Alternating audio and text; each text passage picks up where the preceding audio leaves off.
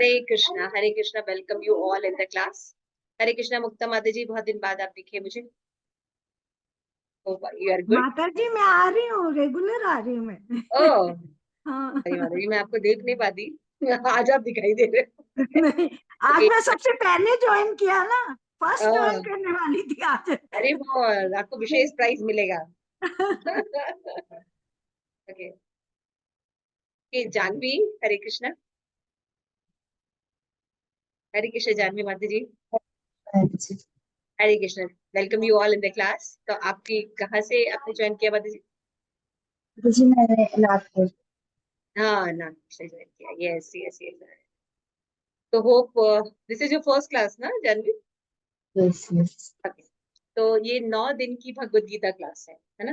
वैसे तो भगवत गीता पढ़ने में बहुत समय लगता है, लेकिन शॉर्ट कोर्स जो है स्कॉन की तरफ से प्रोवाइड किया जाता है 9 दिन, जिसमें हम भगवत गीता को एक ओवरव्यू यानी बर्ड आईज की तरह देखते हैं, पूरी भगवत गीता में क्या बताया गया है।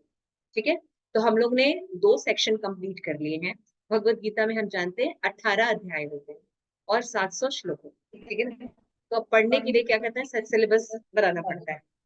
तो फिर आचार्यों ने हमें सिलेबस बना के दिया है, वो क्या है कि भगवत गीता जो है 3 पार्ट में डिवाइडेड। क्लियर हो गया? तो फर्स्ट पार्ट है 6 चैप्टर, फिर उसके बाद 6 चैप्टर, फिर उसके बाद 6 चैप्टर, 18 हो गए। 6 3 जा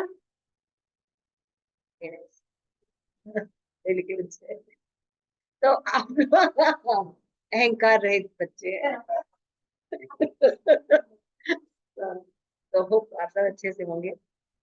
तो अपना मूड सेट कर लेते हैं, अब हमारी प्लेन जाने वाली है, फिर प्रभुपाद की शिप चलने वाली है। अच्छे से आप लोग बैठे, अपनी सीट बेल्ट बांध लें, है ना? किसी को कुछ जरूरत है तो वो ले ले, कोई दिक्कत नहीं है, सब अच्छे से चल रहा है, एसी भी ऑन है ना? देखिए हमारे बीच आनंद प्रदा माता जी आए हैं, अब वो उनको लिफ्ट से दिक्कत लगती है, पूरा चढ़ के आए हैं पैदल, है ना? और एज कितनी है? एज कितनी है माता जी की? माता जी एज 63 65 63। समझ गए अब आप कि आपको कहाँ तक जाना है। कौन में ऐसे ऐसे लोग पड़े रहते। आप लोगों को थोड़ा हिम्मत होनी चाहिए, से बताया जाता है कि कितनी कितनी लोग सर्विसेज कर रहे हैं।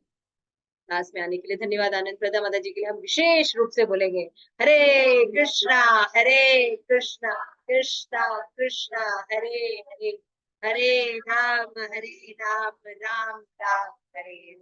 और हमारा सबसे छोटा सिपाही सौचिष्ट प्रभु, आज वो बहुत दिन बाद आ रहे हैं, सौचिष्ट प्रभु की जय। तो उनके लिए भी हम महामंत्र बोलेंगे ताकि वो अच्छे से क्लास अटेंड करने दें।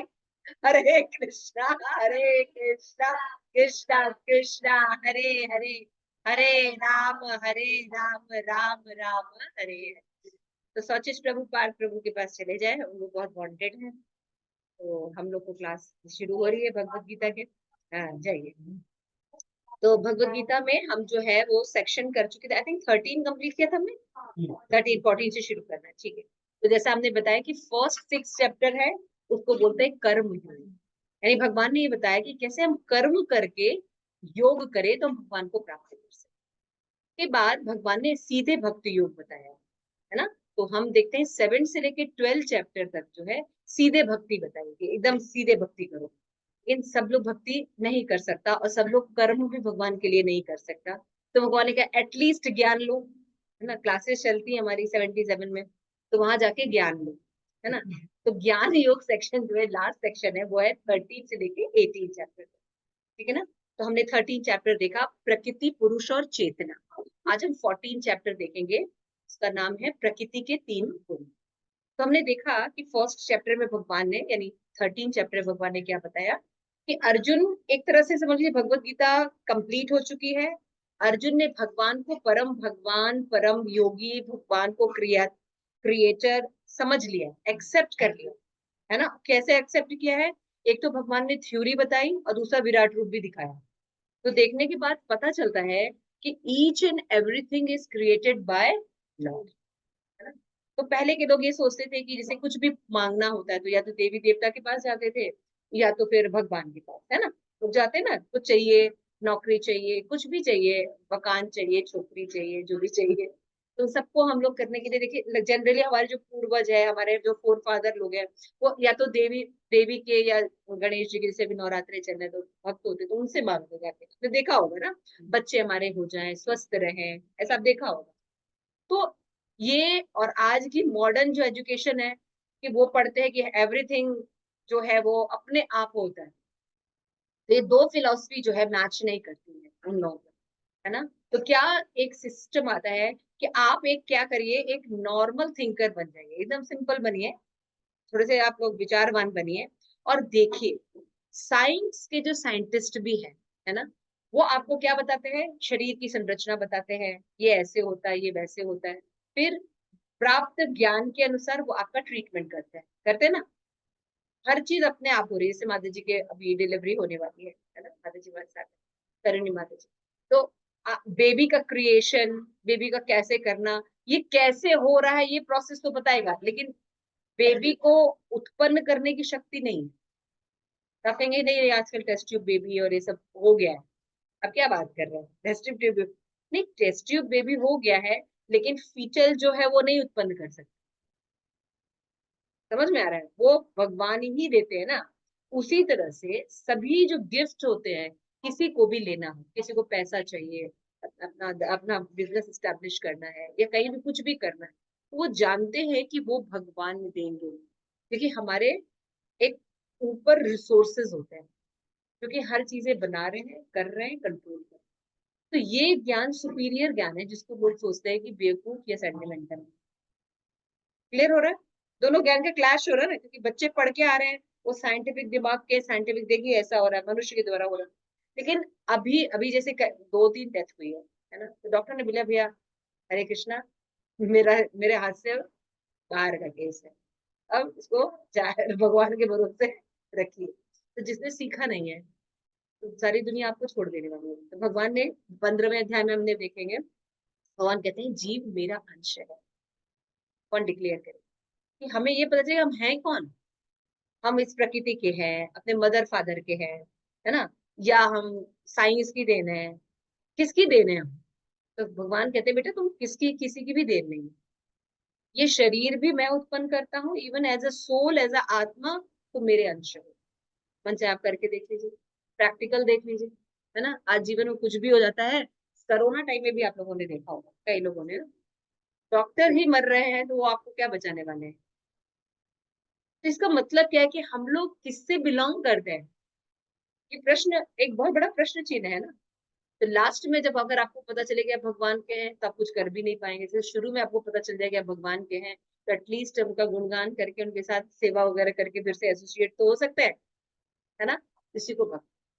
तो प्रकृति पुरुष चेतना में अर्जुन के 6 प्रश्न होते हैं, है ना। वो जानना चाहते हैं कि क्षेत्र क्या होता है, क्षेत्रज्ञ क्या होता है, पुरुष कौन होते हैं, प्रकृति किसे कहते हैं, है ना, ज्ञान किसको कहते हैं, और ज्ञेय क्या होता है। तो ये सब भगवान ने उसको एक्सप्लेन किया, ये 6 लेसन। अब अर्जुन ने जब ये बोला, तो भगवान ने उसको एक्सप्लेन किया कि ये जो आप आसपास अपने नेचर देख रहे हैं, प्रकृति, ये प्रकृति 3 गुणों से चलती है ना। 3 मोड्स होते हैं प्रकृति में, होते हैं सतोगुण, रजोगुण और तमोगुण। क्लियर हो गया, क्या स्क्रीन ऑन हो सकता है।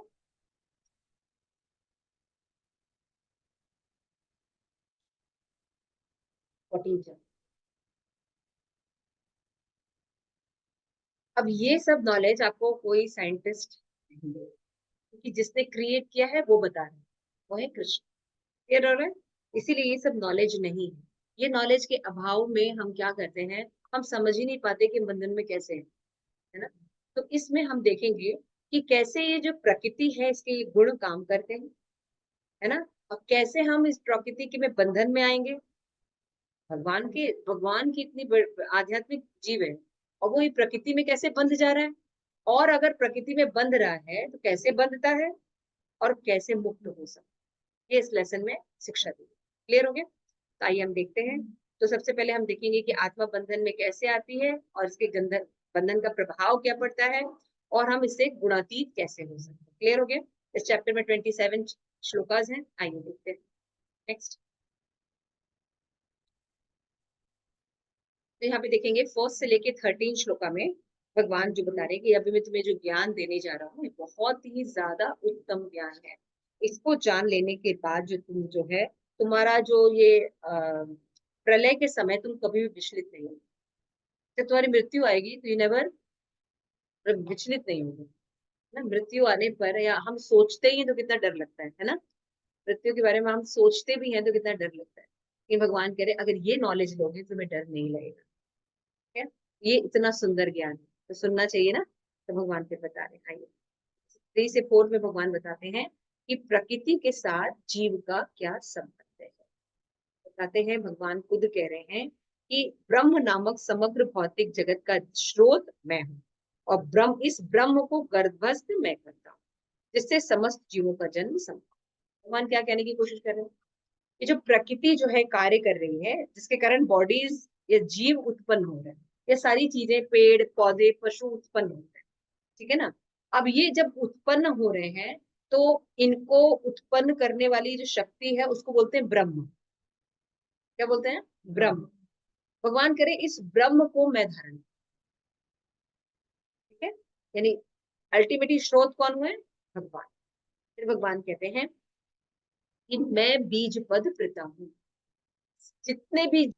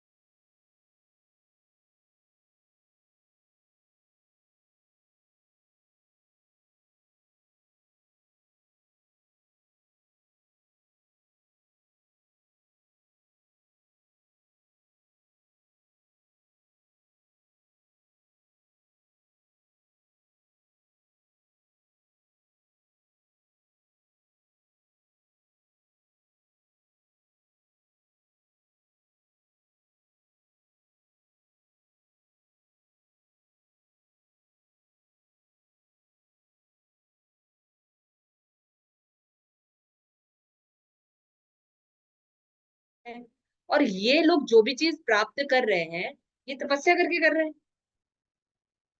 आप लोग के मन में कभी क्वेश्चन उठा ये। सोच के देखिए। है ना। कंट्राडिक्टरी बात नहीं है।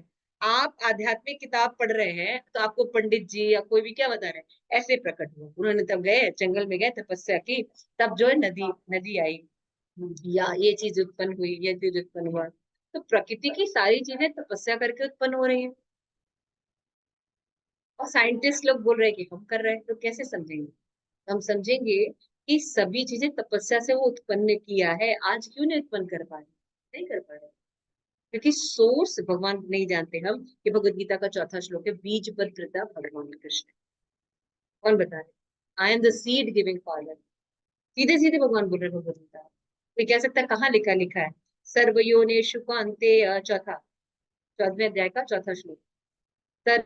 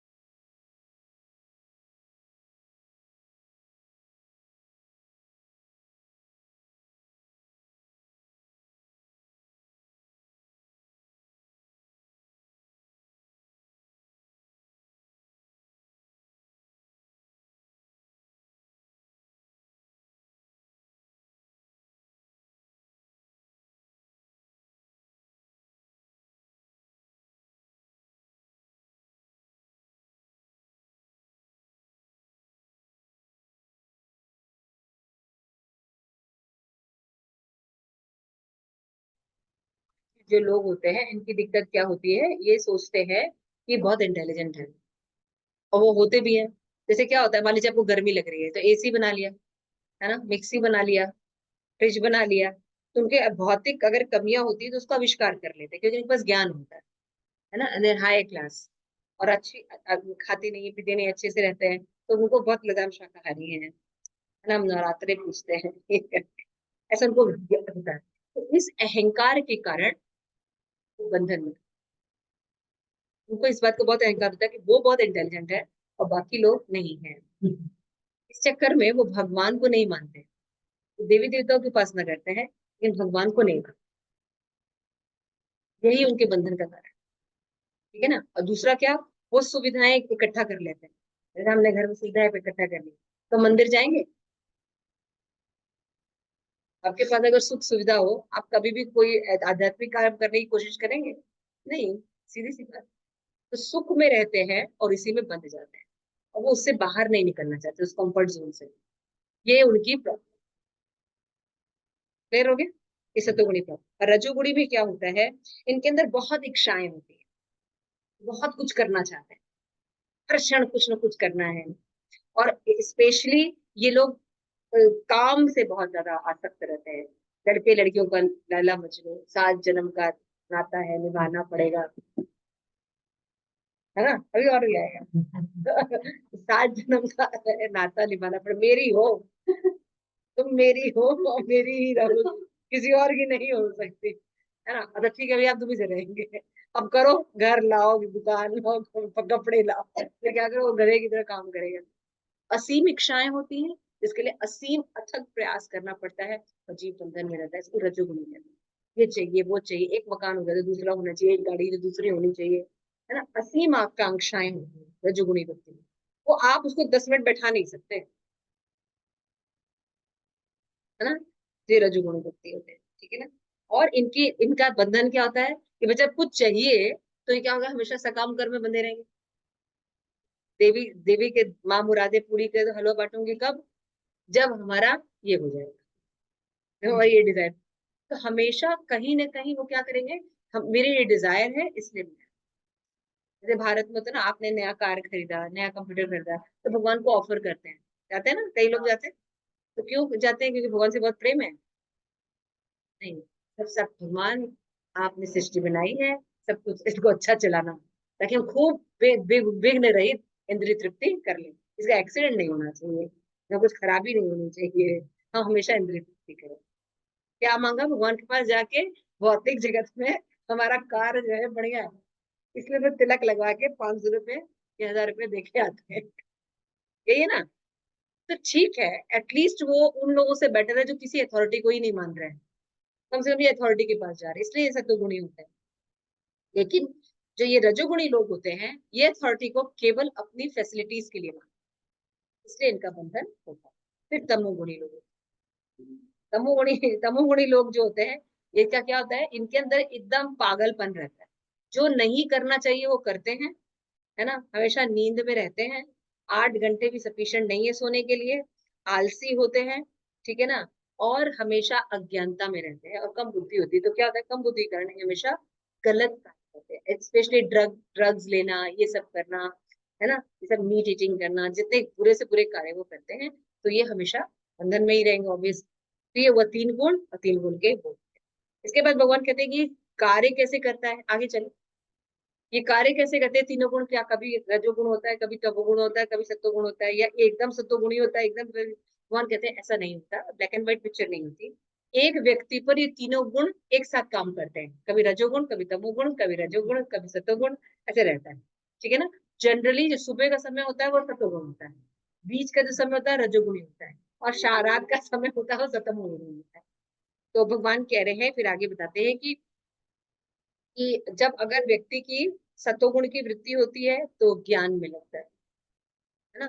और रजोगुण की वृत्ति होती है, बहुत ज्यादा आसक्ति रहेगा, ये मेरा घर है, मेरा परिवार है, मेरी बिल्डिंग है, मेरा खानदान है, मेरा भारत है ना, मेरा अमेरिका है, तो आसक्ति है ना, मेरा तालिबान है, मेरा ईरान है, इजराइल है ना, आजकल चल रहा है सब।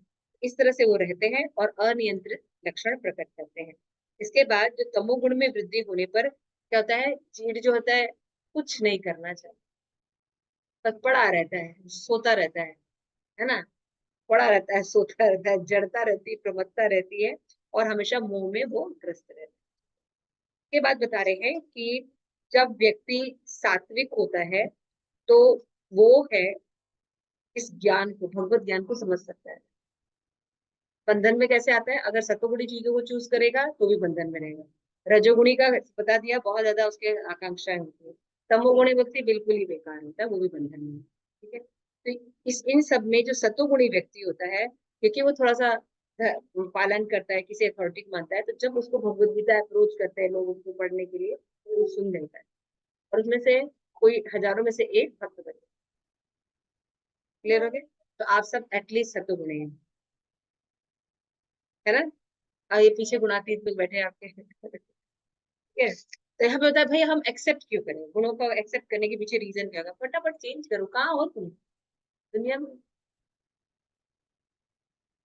सतोगुणी व्यक्ति जो होता है, अगर उसका शतोगुणी में रह के शरीर त्याग करोगे तो ऊर्ध्व गच्छति, तुम्हारे आगे लिखा जाएगा स्वर्गवासी हो गया, स्वर्ग जाओगे, उच्च लोकों में जाओ, है ना। अगर रजोगुणी में मरे तो क्या होगा, इसी पृथ्वी पर रहोगे, फिर से वापस आओगे। तो तमोगुणी रहोगे तो नरक में जाओगे, और अनेक प्रकार की यातनाएं झेलोगे, भगवान बता रहे हैं, और ऐसा होता है। बहुत से लोग ये प्रश्न करते हैं, नरक होता है, किसने देखा है ना। तो परीक्षित महाराज से भी, सुखदेव गोस्वामी से परीक्षित महाराज ने पूछा था, नरक होते हैं क्या, ये प्लेनेट पे होते हैं, इसी जगह होते हैं, या अलग से होते हैं? तो बोलते हैं कि अलग नक्षत्र है, एक प्लेनेट है नरक, जिसके जो अधिष्ठाता होते हैं यमराज होते हैं, और वहां पे अलग अलग प्रकार की यातनाएं दी जाती हैं, और सब अनेक प्रकार के होते हैं।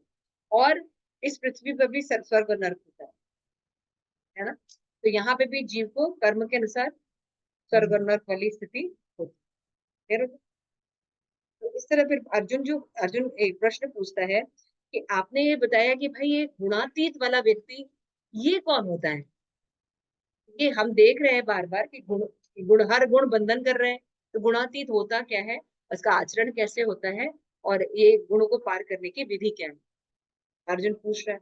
तो उनका लक्षण बताते हैं भगवान यहाँ पे, कि जो ये सब गुण होते हैं, लक्षण बता रहे हैं जिनके अंदर ये गुण होते हैं, वो गुणातीत व्यक्ति है। क्या क्या गुण होते हैं, कि वो आसक्ति और मोह के उपस्थित होने पर घृणा नहीं करता, है ना।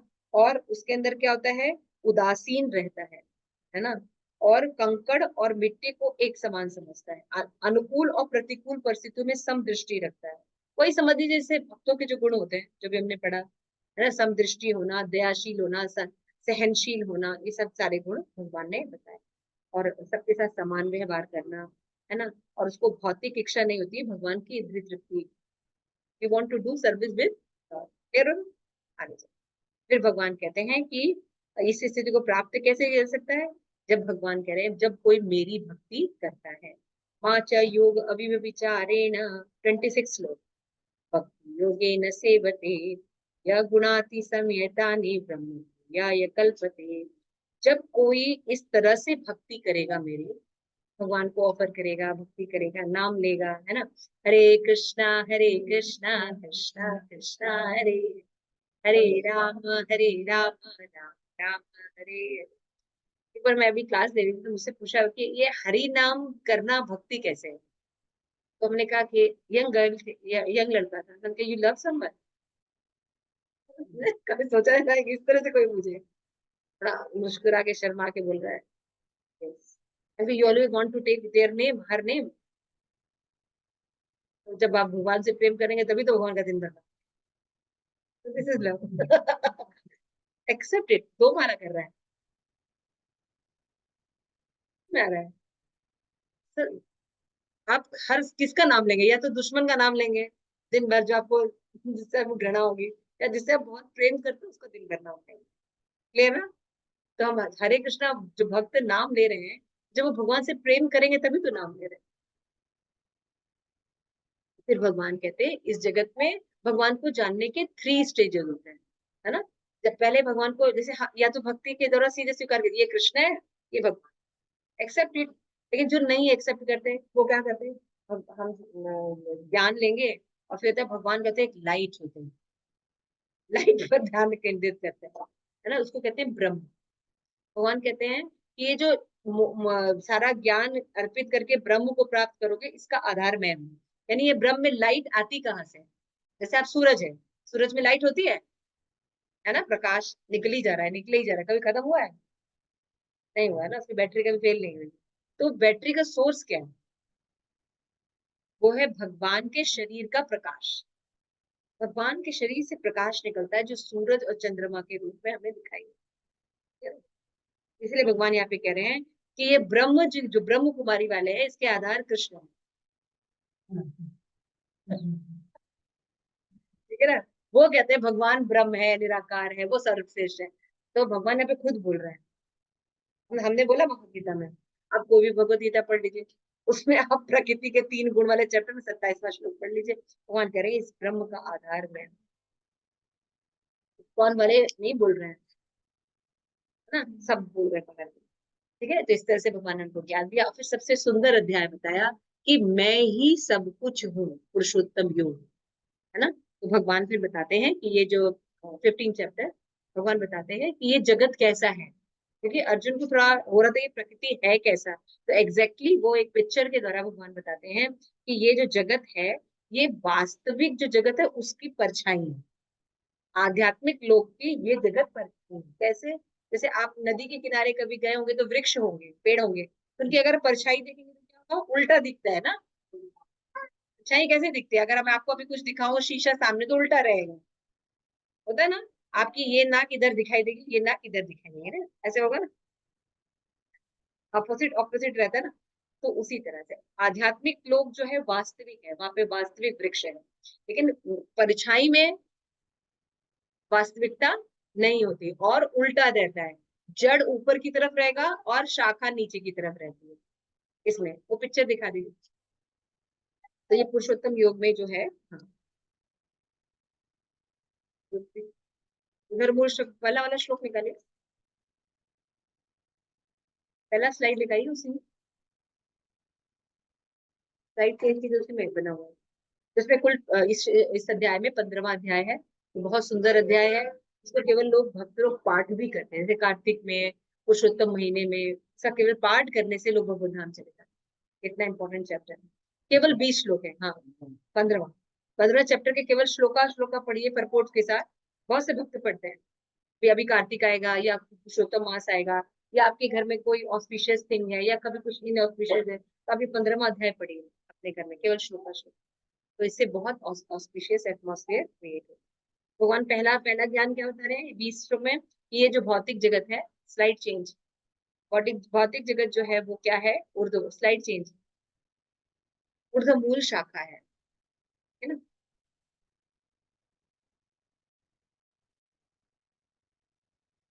वो लगाओ ना, भक्ति शास्त्री वाला स्लाइड्स वहां लगेंगे ना। तो उधर मूल शाखा, इसमें क्या कह रहे हैं भगवान, समझ गए? ये परछाई है भौतिक जगत, परछाई में देखने पर क्या लगता है माता जी? उल्टा रहता है। यानी वृक्ष अगर उल्टा दिखाई देगा तो कैसे दिखाई देगा? जड़ ऊपर रहेगा और शाखाएं नीचे रहेंगी, समझ गए? तो बड़ा उल्टा वृक्ष है और इसमें बड़े बुरी तरह हम फंसे हुए हैं, और इससे निकल पाना एकदम इम्पॉसिबल है, क्योंकि कुछ पता ही नहीं चलता कहाँ से कहाँ जा रहा है, इसका स्रोत है ना, इसे पता ही नहीं चलता।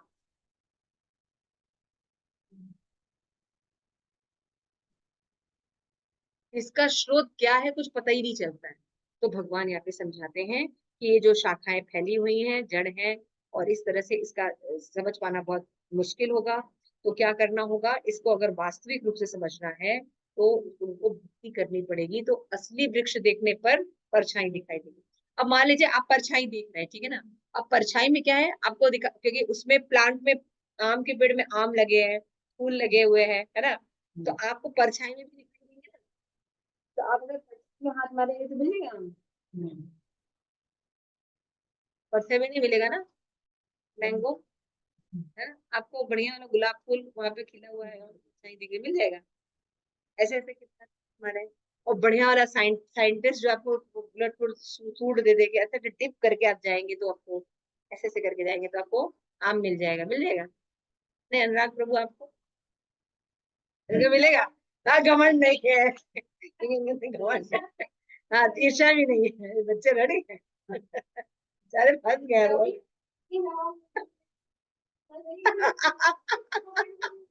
बेचारे फंस गए, बेचारे फंस गए। ये देखिए यहाँ पे ये ट्री देख रहे हैं, तो देखिए वास्तविक ट्री राधा कृष्ण खड़े हैं, और उल्टा कैसे दिख रहा है ये ट्री, ऐसे है ना, जड़ें नीचे की तरफ है। आपने ऐसा पेड़ बरगद देखा होगा, है ना, बरगद की जड़ें कभी कभी दिखाई देती है ना। तो अर्ध इस जगत की तुलना बरगद के, भगवान एनालॉजी से बता रहे हैं जगत है कैसा।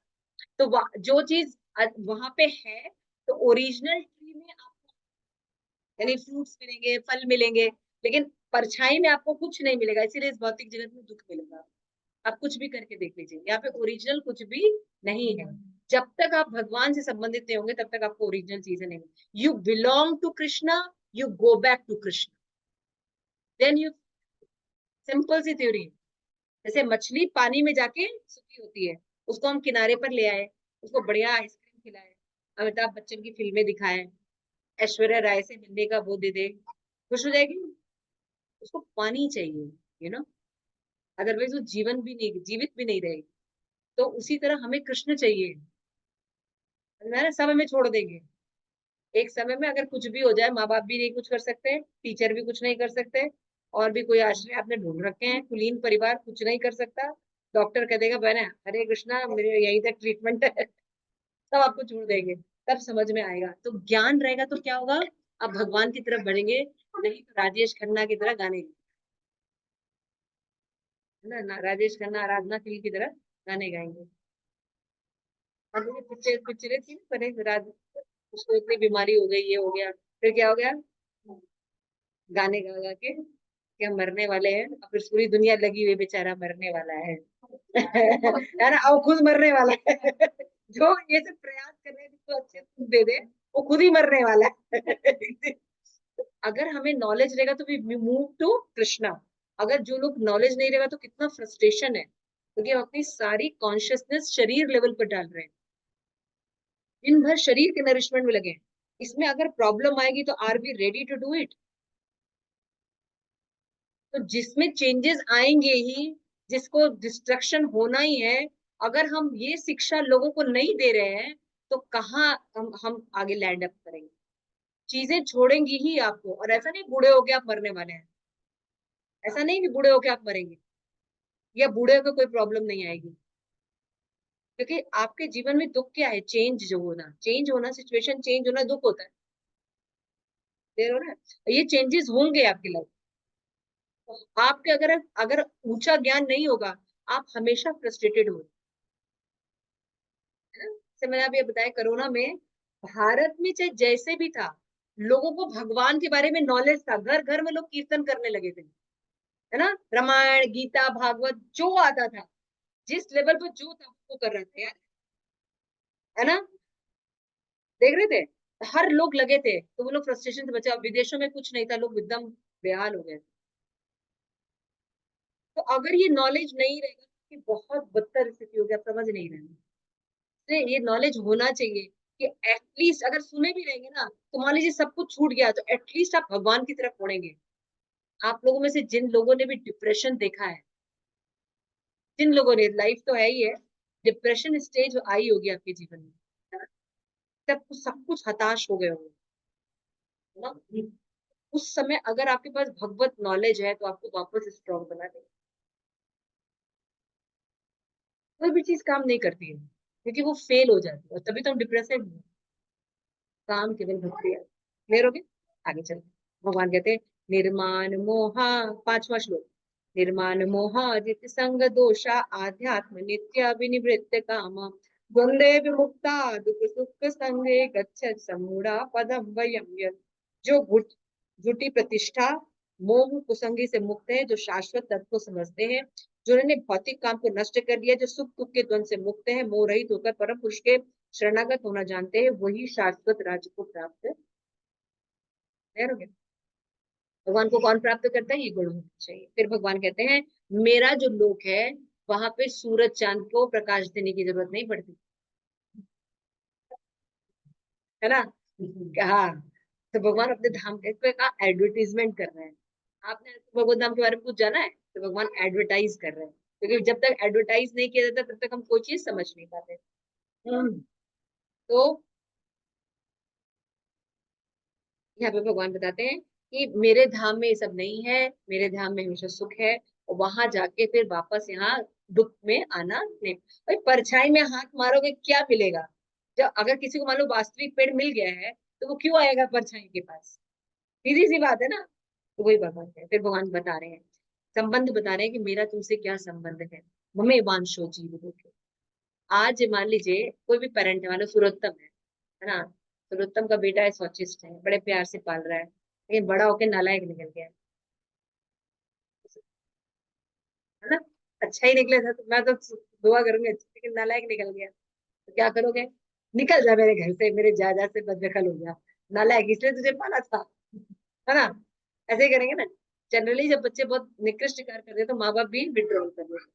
हम इतने निकृष्ट हो चुके हैं, हमेशा भगवान को भूल चुके हैं, भगवान की प्रॉपर्टी खा रहे हैं। राम राज्य चाहिए लेकिन राम नहीं चाहिए, है ना। कुछ नहीं है, भगवान से बिल्कुल विड्रॉल करते हैं, और यहाँ पे कहते हैं तो भगवान होते ही नहीं है, इतने नालायक हैं।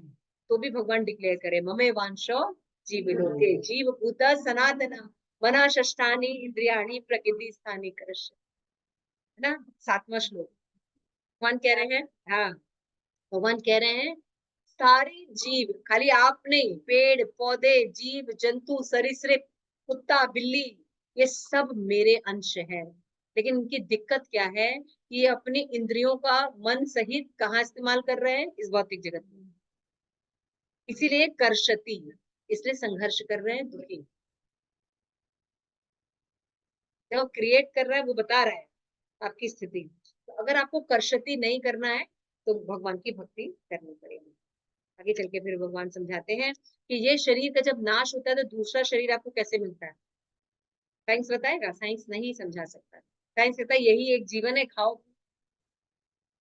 है ना। तो फिर एक बात बताइए कि मान लीजिए एक व्यक्ति है, उसके घर में दो बच्चों ने जन्म दिया, एक बच्चा बिल्कुल स्वस्थ है और एक बच्चा पैदा होते अंधा है, कैसे? अगर यही एक जीवन है तो फिर खाओ पियो मौज किया हमने। तो फिर ये एक ही परिवार में एक ही माता पिता है, एक का बच्चा खूब अच्छा स्वस्थ बड़ा बेटा बड़ा अच्छा दिखेगा, और छोटा बेटा अंधा पे अंधा पैदा हो रहा है। ऐसा क्यों? आपको कर्म थ्योरी पता है ना, लेकिन अगर इस कॉन्सेप्ट को निकाल दीजिए तो how can you explain all this thing कि अभी तो वो बच्चा पैदा हुआ, उसने कौन सा कर्म कर लिया? ये कर्म नहीं किया। यानी संचित कर्म होते हैं। एक व्यक्ति बहुत मेहनत करता है, बहुत इंटेलिजेंट है, उसको बिल्कुल पैसा नहीं मिलता, ये बल्कि बिल्कुल नॉर्मल बेवकूफ और एकदम पापी है, कहीं भी हाथ डालता है सोना हो जाता है। देखा है आपने? कहीं भी हाथ डालते सोना हो जाता है। और एक व्यक्ति बहुत ईमानदार है, टैलेंटेड भी है, सब कुछ है, कुछ नहीं कर पाता। कैसे? कैसे? समझ में आया? इंडियन है ना, तो हम लोग कर्म की थ्योरी बोलते हैं, है ना। तो यानी दिस इज नॉट लाइफ, यही एक लाइफ नहीं है। आपके पीछे भी लाइफ पर और आगे भी आने वाला है। तो ये होता कैसे भगवान बता रहे हैं कि जैसे मान लीजिए एक सुगंधित बगीचा है, उसमें से हवा चली, सुंदर हवा चली, है ना, अनुराग प्रभु, और आप तक आई गुलाबों की, तो फिर आपको क्या स्मेल आने वाली है? गुलाब। अब ये हवा आगे चली और फिर उसके बाद गटर का पानी वाला पूरा सिस्टम आ गया, तो फिर थोड़ा सा हवा आएगी तो कौन सा सुगंध आएगा? गटर वाला। तो जैसी हमारी कॉन्शियसनेस रहती है मृत्यु के समय, जैसा विचार रहता है हमारा, वैसा दूसरा शरीर प्राप्त होगा। अगर गुलाबों वाला रहेगा गुलाब मिलेगा आपको, लेकिन अगर गटर का पानी वाला रहेगा तो आपको गटर का पानी का शरीर मिलने वाला है। क्लियर है एनालॉजी? कितना सुंदर एनालॉजी। और आपको जिस तरह का शरीर मिलता है उस तरह की इंद्रियां होती हैं, उस तरह के सारे चीजें होती हैं। न चाहते हुए भी कुत्ते का शरीर मिलेगा तो भौंकोगे कि मेरे तरह गीता बोलोगे?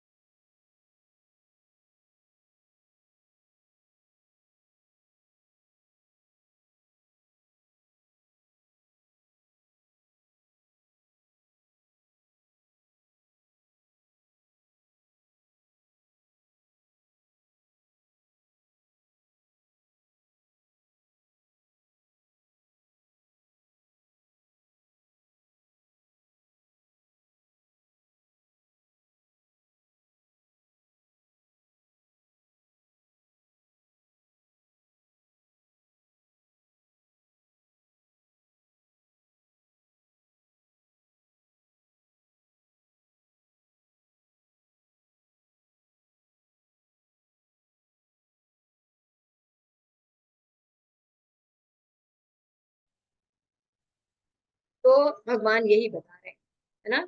तो मूर्ख लोग नहीं समझ पाते भगवान बोल रहे हैं, लेकिन इंटेलिजेंट, तो आप लोग इंटेलिजेंट है कि मूर्ख? इंटेलिजेंट है कि मूर्ख? और हमारे यहाँ के लोग आपको बहुत बोलेंगे, पढ़े लिखे लोग, कि तुम मूर्ख हो, अभी से भक्ति कर रहे हो, तो कहते हैं, हम तुमसे ज्यादा इंटेलिजेंट है। क्योंकि भगवान की, कौन बोल रहा है? भगवान बोल रहे हैं। वो व्यक्ति इंटेलिजेंट है जो मुझे समझता है, और जो नहीं समझता, ये सब अपने आप हो रहा है, तो वो मूर्ख व्यक्ति है, घोषित कर दिए भगवान। तो अगर प्रभुपाद रास्कल कहते तो वो गलत कह रहे हैं।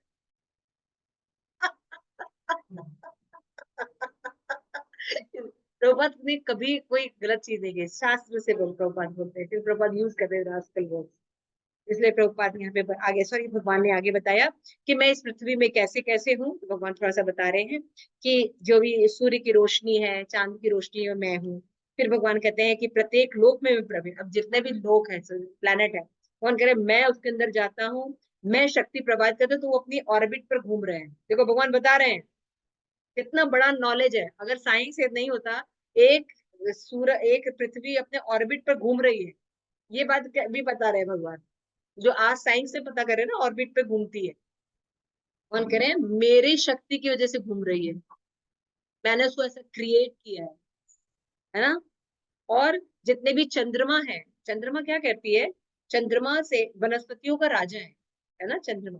तो चंद्रमा क्या कहती है? अपनी जब किरणें रात में पड़ती हैं, तो सारी चीजें क्या होती है? पोषित होती है। आप कभी तो इतना, आप लोग तो यहाँ के शहर के बच्चे हो, जैसे अगर गार्डन सब्जियां वगैरह भी उगती हुई देखो, तो देखो कि रात में इतना छोटा सा बैंगन होगा, है ना। सुबह जाके देखोगे तो इतना बड़ा हो जाएगा, है ना। फूल जो रहेगा इतना छोटा सा रहेगा, सुबह जाके देखोगे तो खिला हुआ रहेगा, है ना। तो ये जो चंद्रमा के किरणों से सारी चीजों में पोषक तत्व आते हैं। इसलिए नहीं बोलते बच्चा जो है वो गर्भ में बढ़ता है, इसलिए चंद्र में ग्रहण वगैरह होता है, तो बच्चे को कहते हैं कि थोड़ा बाहर मत जाइए, है ना।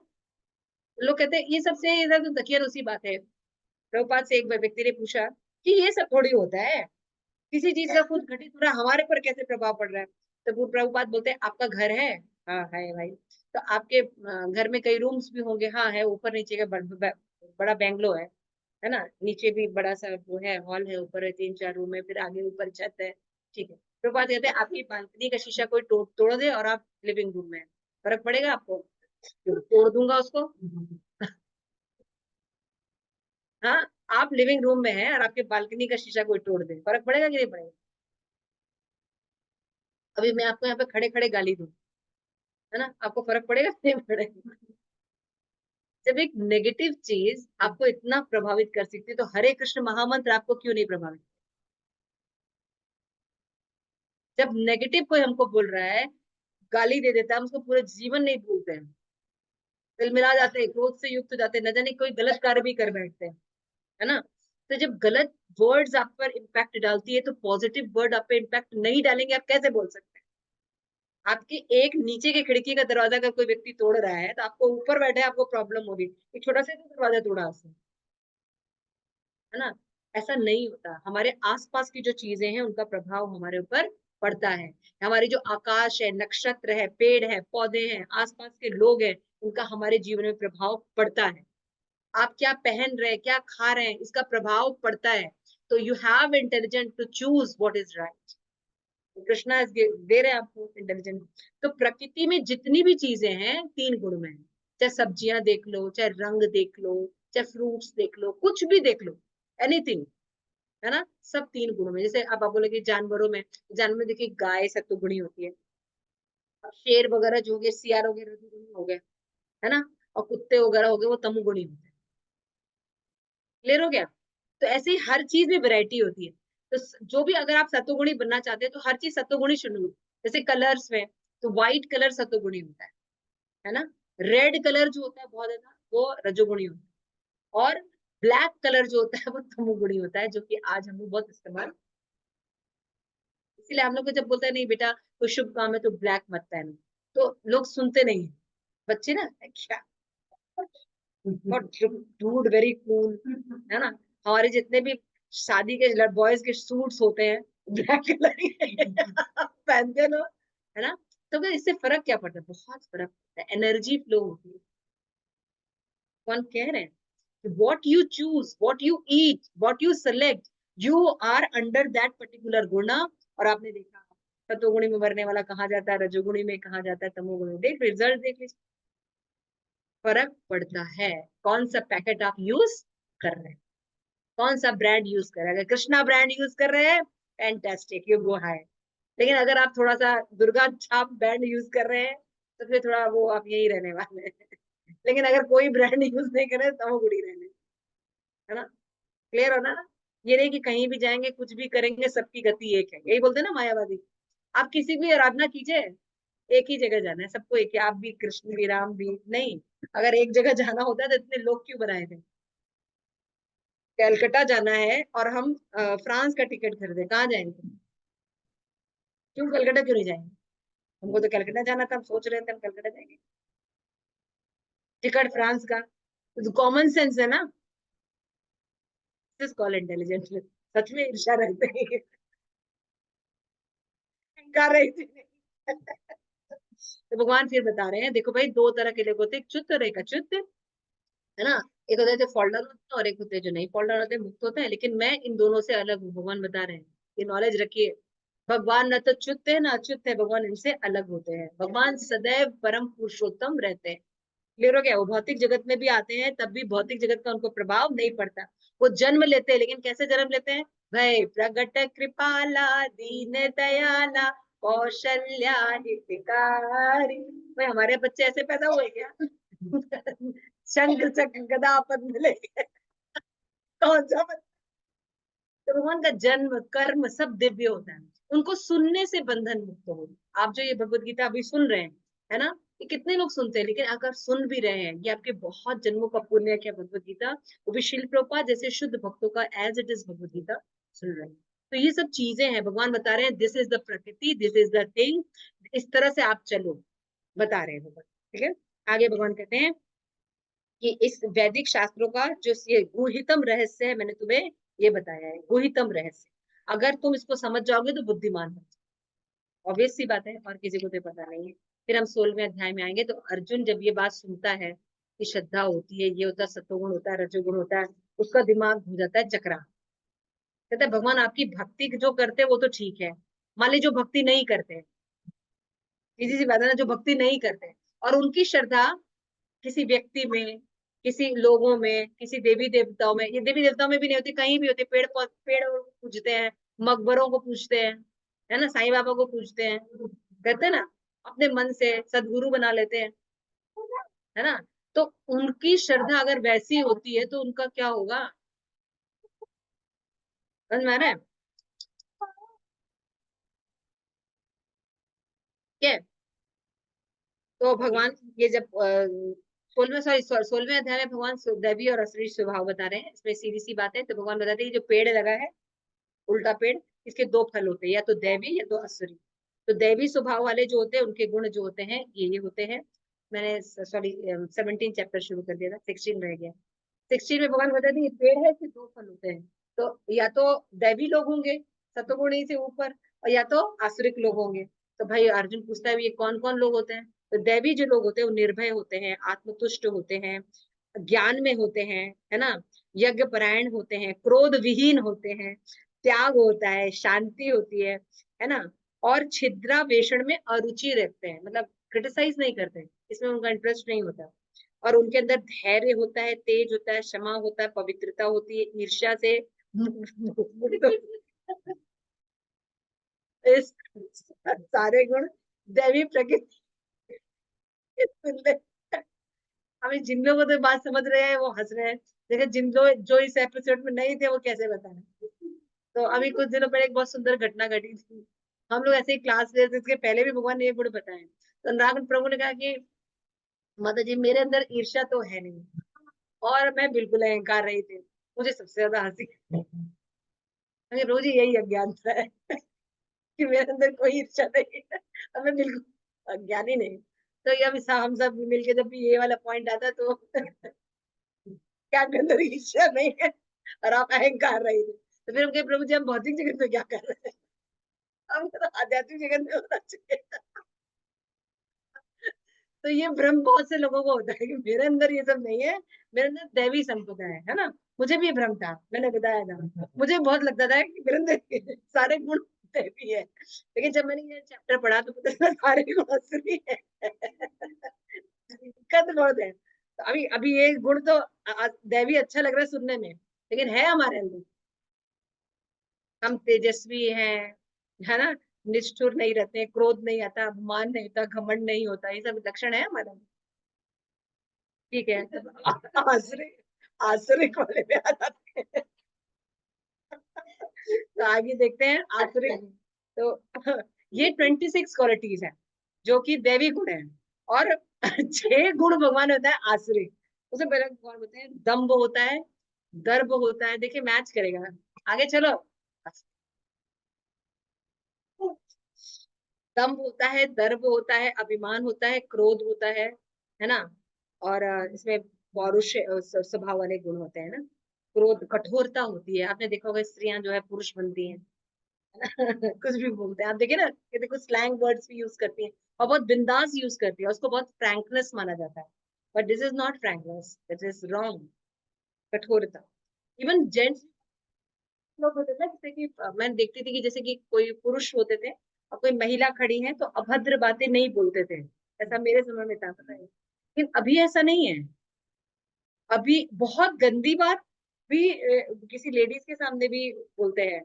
मुझे भी रिसेंटली ऐसा एक अनुभव हुआ। I am very surprise. तो मेरी फ्रेंड बोले, उसी वही तो बोलते हुए, लड़कियां तो मतलब वही इसीलिए कठोरता वर्ड यूज आ रहा है ना, कठोरता, स्लैंग वर्ड्स यूज करना, है ना, ये सब। मैच करें अपने अंदर।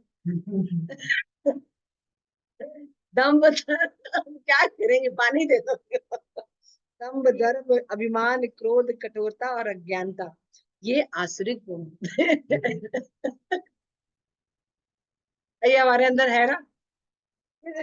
फिर उसके बाद बता रहे हैं कि दिव्य मोक्ष के लिए अनुकूल जो होते हैं वो दिव्य गुण होते हैं, लेकिन बंधन के लिए आसुरिक गुण होते हैं। ये है 5वां श्लोक। फिर भगवान छठे में बता रहे हैं कि संसार में 2 प्रकार के लोग होते हैं, या तो दैवी या तो आसुरिक। तो जो जो आसुरी लोग होते हैं वो नहीं जानते कि क्या करना चाहिए और क्या नहीं करना चाहिए, और वो कभी भी उचित आचरण को नहीं, है ना। लेकिन आगे भगवान बताते हैं कि वो क्या कहते हैं। वो कहते हैं ये जो जगत है ना, इसका कोई आधार वाधार नहीं है। ये जगत मिला है फुल इंजॉय करने के लिए, फुल इंजॉय करने के लिए जगत मिला है। काम इच्छा के लिए उत्पन्न हुआ है ना। गर्लफ्रेंड बॉयफ्रेंड ये लीला करने के लिए हुआ है ये जगत। और तो कोई शादी ब्याह वगैरह करने की जरूरत नहीं है, पूरा इंजॉय करना चाहिए। ये जगत हमें भगवान ने इंजॉय करने के लिए दिया है ना। और इसके अलावा इस जगत का कोई आधार नहीं है। अब आप लोग थोड़ा सा अपने आप को विचार से मैच कीजिए। यही विचार चल रहा है और यही पढ़ाया जा रहा है ना।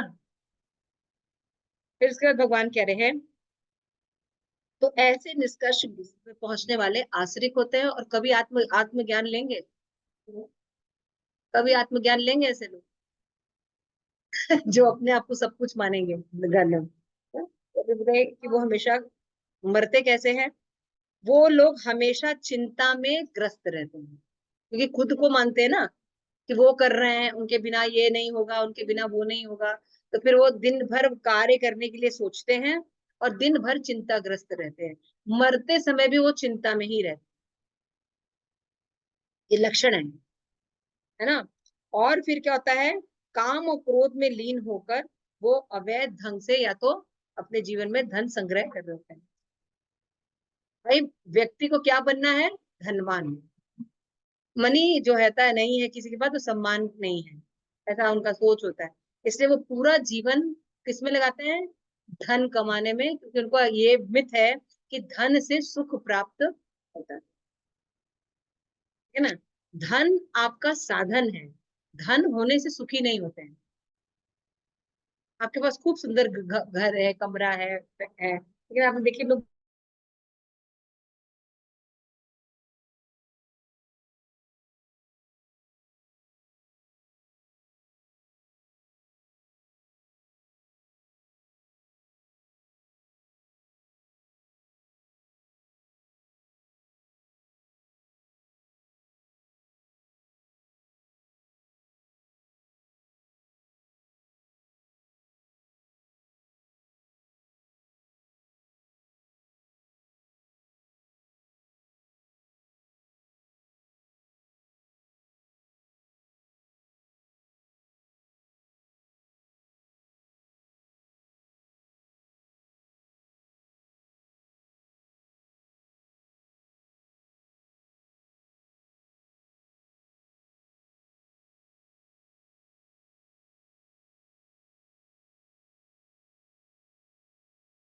तो इस प्रकार चिंताओं से वो उद्विग्न रहते हैं और इंद्रिय भोग में आसक्त होते हैं। उनकी गति क्या होती है? नरक में जाते हैं, गहनतम नरक में जाते हैं। फिर भगवान कह रहे हैं कि मिथ्या अहंकार, बल, दर्प, काम और क्रोध से मोहित असुर व्यक्ति अपने शरीर में और अन्यों को भी इसी शरीर में देखकर ईर्ष्या और वास्तविक धर्म से निंदा करते हैं। उनको भगवत क्लास में बुलाइए, नहीं आएंगे। उनको कोई आत्मज्ञान देने की कोशिश कीजिए, वो नहीं लेंगे। है ना, माँ मुरादे पूरी कर दे, हलवा पटों के नीचे गाएंगी, फिर उसके बाद अपने अपने घर में चले जाएंगे, नाराज खत्म होते ही मीट बनाएंगे। समझ गए? ये करेंगे वो, और ये लोग नराधम होते हैं। है ना, भगवान कहते हैं इन लोगों को मैं करता क्या हूँ? भगवान कह रहे हैं कि मैं इन लोगों को अधम से अधम योनियों में डालता हूँ। नरक में एक बार चले जाते हैं, उसके बाद और अधम योनियों में जाते हैं। क्यों? क्योंकि कभी भी ये भगवान का सहारा नहीं करते, जो भक्ति करो तो उनको क्रिटिसाइज करते हैं। This is the main problem. Clear हो ना? फिर भगवत गीता में भगवान कहते हैं नरक के 3 द्वार हैं, काम, क्रोध और लोभ। काम, काम मतलब होता है लस्ट।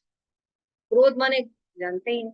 और मोह मतलब हम, लोभ मतलब ये ही चाहिए, अभी और चाहिए, अभी और चाहिए, इसको कहते हैं लालसा। ये नरक के 3 द्वार हैं। तो भगवान कहते हैं इसलिए बचना चाहिए इनसे, और इनको भगवत उन्मुख करना चाहिए।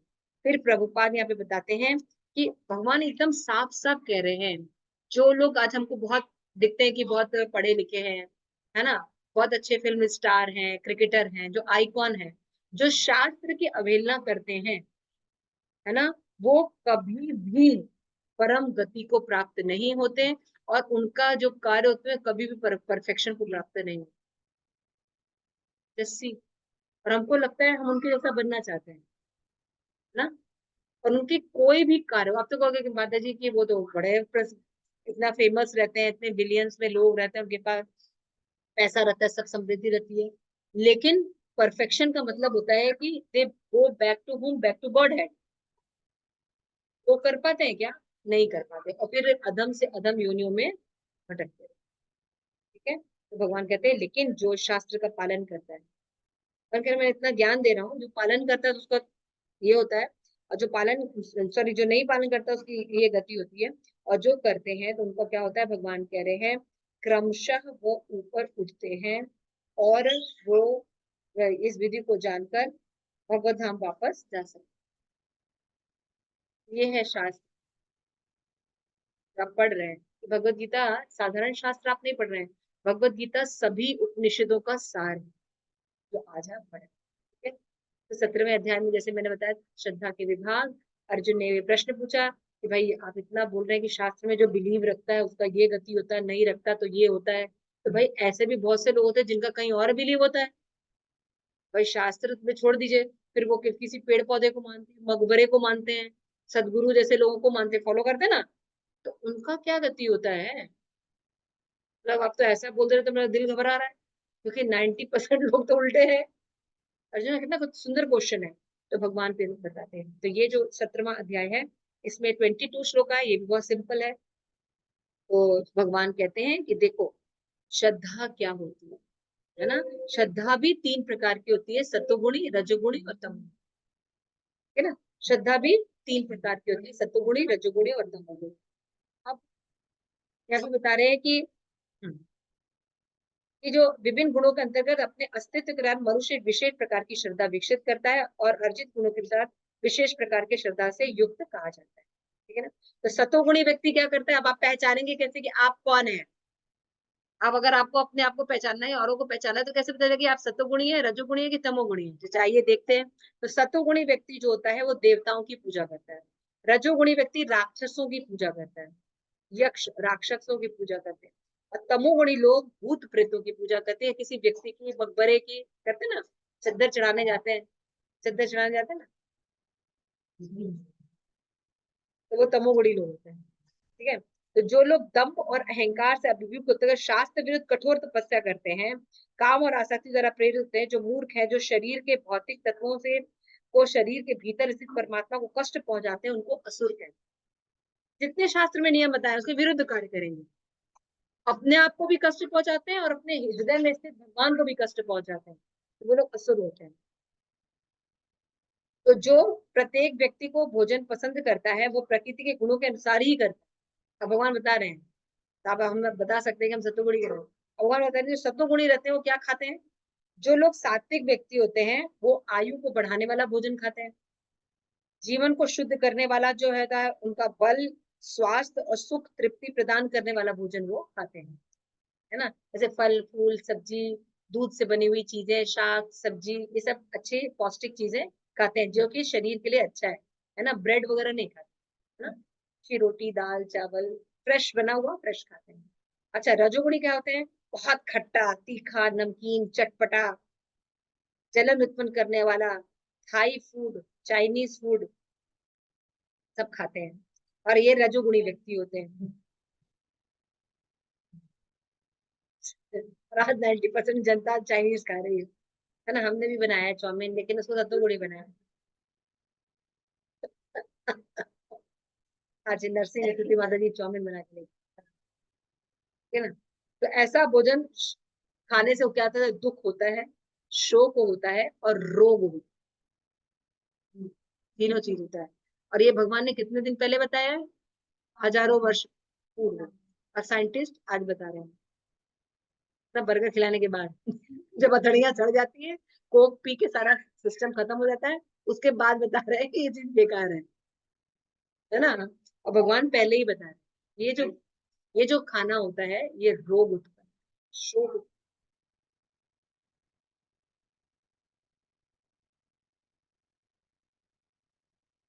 चैतन्य चरितमृत में ऐसा तो नहीं है, लेकिन हाँ, चैतन्य चरितमृत में ऐसा एग्जाम्पल है कि इसको खाए हैं ऐसे लोग। चरित्र में चरित्र करके दिखाया है, खाली लिखा नहीं है।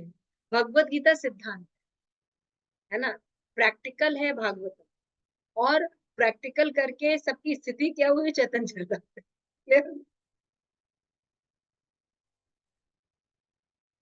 फिर भगवान 10वें में बता रहे हैं कि जो लोग तमोगुणी होते हैं उनका क्या होता है, तो रजोगुणी हो गए, थाई चाइनीज ये वाले। अब तमोगुणी क्या कहते हैं, खाने के 3 घंटे पूर्व पकाया गया स्वादहीन, ये 3 घंटे मतलब रात में आटा गूंथ के रख देते हैं, सुबह बनाते हैं। फ्रिज वाला जो सुबह फिर सुबह से ऑफिस ऑफिस में देते हैं ना, तो वो तमोगुणी। सिंपल, अभी आपका भी आएगा। आप बहुत, आप घुस ना हो। तो जो, हाँ, तो खाने से पहले मतलब बना के रखने वाले हैं फ्रूट्स, जैसे सॉस होती है ना। आजकल पैकेट की चीजें आती हैं, बस सिंपली खोलिए, मैगी मसाला छिड़किए और बच्चे को खिलाइए, तो वो खिलाइए। तो ये लोग कहते हैं तमोगुणी होता है, जस्ट माइंड इट। स्वादहीन होता है, वियोजित होता है, सड़ा हुआ होता है, झूठा होता है, और अस्पृश्य वस्तुओं से बना होता है ना। जैसे अभी तिरुपति बालाजी के लड्डू में खाया गया ना, मछली और बीफ बीफ तेल, है ना। तो वो खाते हैं खुलेआम, वो वस्तुओं को खाते हैं। ऐसे लोग तामसिक होते हैं। ठीक है, तुम अपना अब देख सकते हैं यहाँ है कौन सी कैटेगरी में। तो इसके बाद बताते हैं, यज्ञ में वही यज्ञ जो होता है, यज्ञ में वही यज्ञ सात्विक होता है। सात्विक यज्ञ क्या होता है, जो शास्त्र में बताया गया है वैसा यज्ञ करे और फल देता है। और जो यज्ञ किसी भौतिक लाभ के लिए होता है उसको राजसिक करते हैं, है ना। सत्यनारायण की पूजा कराते हैं ना लोग, ये हो जाएगा तो मुरादे पूरी कर दे, तो फिर सत्यनारायण का यज्ञ कराएंगे। तो ऐसे तरह के जो यज्ञ होते हैं, यानी काम के गर्व को और भौतिक लोगों को दिखाने के लिए कि हम बहुत पंडित हैं। तो पिंडदान वैसे 1-2 लोगों को करना चाहिए, लेकिन हम पूरे ब्राह्मणों को बुला के ना ना ना ना ना ना ना ना तिलक लगा लगा के जो करते हैं, फिर कोई भी चीज दिखावा करते हैं, बड़ा फंक्शन करते हैं, पंडाल लगाते हैं, खूब भंडारे बांटते हैं, तो वो गर्व गर्व के लिए होता है, वो भगवान या देवी देवताओं के लिए नहीं होता है। तो वो लोग कैसे होते हैं, ये देखिए, राजसी यानी रजोगुणी लोग ऐसा काम करते हैं ना। फिर और तमोगुणी लोग क्या करते हैं, आप लोग सोच रहे हैं कहाँ फंस गया, में क्या है, सब बैठा बैठा के पूरा ज्ञान दे रहे हैं। लेकिन एक बार सुनना तो सुन तो लो, नहीं तो कहाँ कोई किसी जगह तो ये बताया नहीं जाए ना। कभी आप भगवत गीता उठा के पढ़ने वाले, कितनी इंटरेस्टिंग चीजें हैं देखिए। कभी आप पढ़े रहेंगे तो आपको भी कभी मन करेगा तो कभी ये चैप्टर्स उठा के पढ़ेंगे ना। जो शास्त्र की निर्देश की अवहेलना करके प्रसाद वितरण किए बिना, वैदिक मंत्रों का उच्चारण किए बिना, पुरोहित को दक्षिणा दिए बिना, तमोगुणी लोग दक्षिणा नहीं देते हैं, है ना, और प्रसाद प्रसाद भी नहीं होता है, वहां टॉक खुलता है। ऐसे लोगों के जो होते हैं वो तामसिक लोग होते हैं। क्लियर हो गया। फिर भगवान बताते हैं कि जो वाणी होती है, तपस्या भी ये देखी होती है। आइए वाणी की तपस्या। अभी ये शरीर की तपस्या में क्या करते हैं ये लोग? परमेश्वर, ब्राह्मण, गुण, माता पिता, गुरुजनों की पूजा करता है तथा पवित्रता, सरलता, ब्रह्मचर्य और अहिंसा की शारीरिक तपस्या है। अगर शरीर से तपस्या करनी तो क्या करना चाहिए हमें? परमेश्वर यानी भगवान, ब्राह्मण, गुरु, माता पिता को पूजा करनी चाहिए। दूसरा, पवित्रता जीवन रखना चाहिए, सरल रखना चाहिए, ब्रह्मचर्य का पालन करना चाहिए, अहिंसा का पालन। ये शारीरिक तपस्या भगवान बता रहे हैं। वाणी की तपस्या क्या है?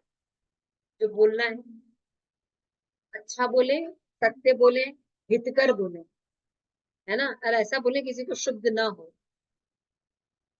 मेरे लिए है। है ना, शुद्ध ना बोले, और वैदिक साहित्य का नियमित पाठ करें। ये वाणी तपस्या है, यानी रोज गीता भागवत पढ़ना चाहिए।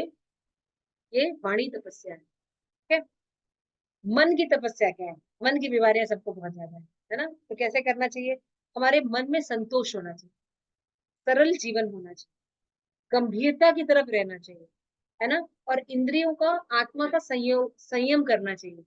यानी कहीं भी कुछ भी कर रहे हैं ऐसा नहीं करना चाहिए, और जीवन शुद्ध कर, शुद्धि वाले जीवन जीना चाहिए। ये मन की तपस्या। ठीक है। तो यहाँ पे फिर भगवान बताते हैं कि जो तपस्या दंभ और सम्मान सत्कार में पूजा कराने के लिए उत्पन्न की जाती है वो राजसिक होती है। वो न तो स्थायी होती है न शाश्वत होती है।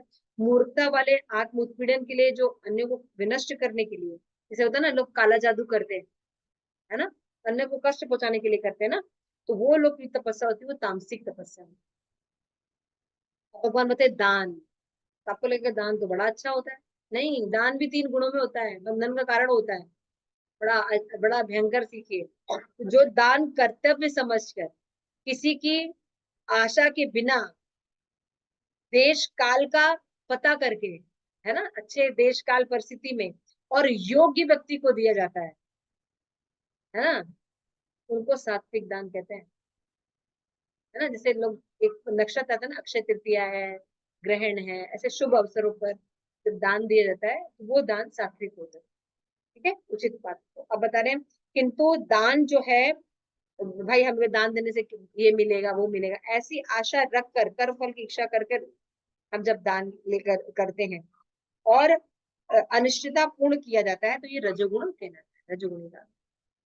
है ना, कि एक किसी को रोटी खिला रहे तो वीडियो बना के ब्लॉग पे डालते हैं, है ना, फिर दिखाते हैं कि हम बहुत दान दे रहे हैं, ऐसा करते हैं ना, फिर वीडियो बनाने के बाद वो प्लेट वापस ले लेते हैं।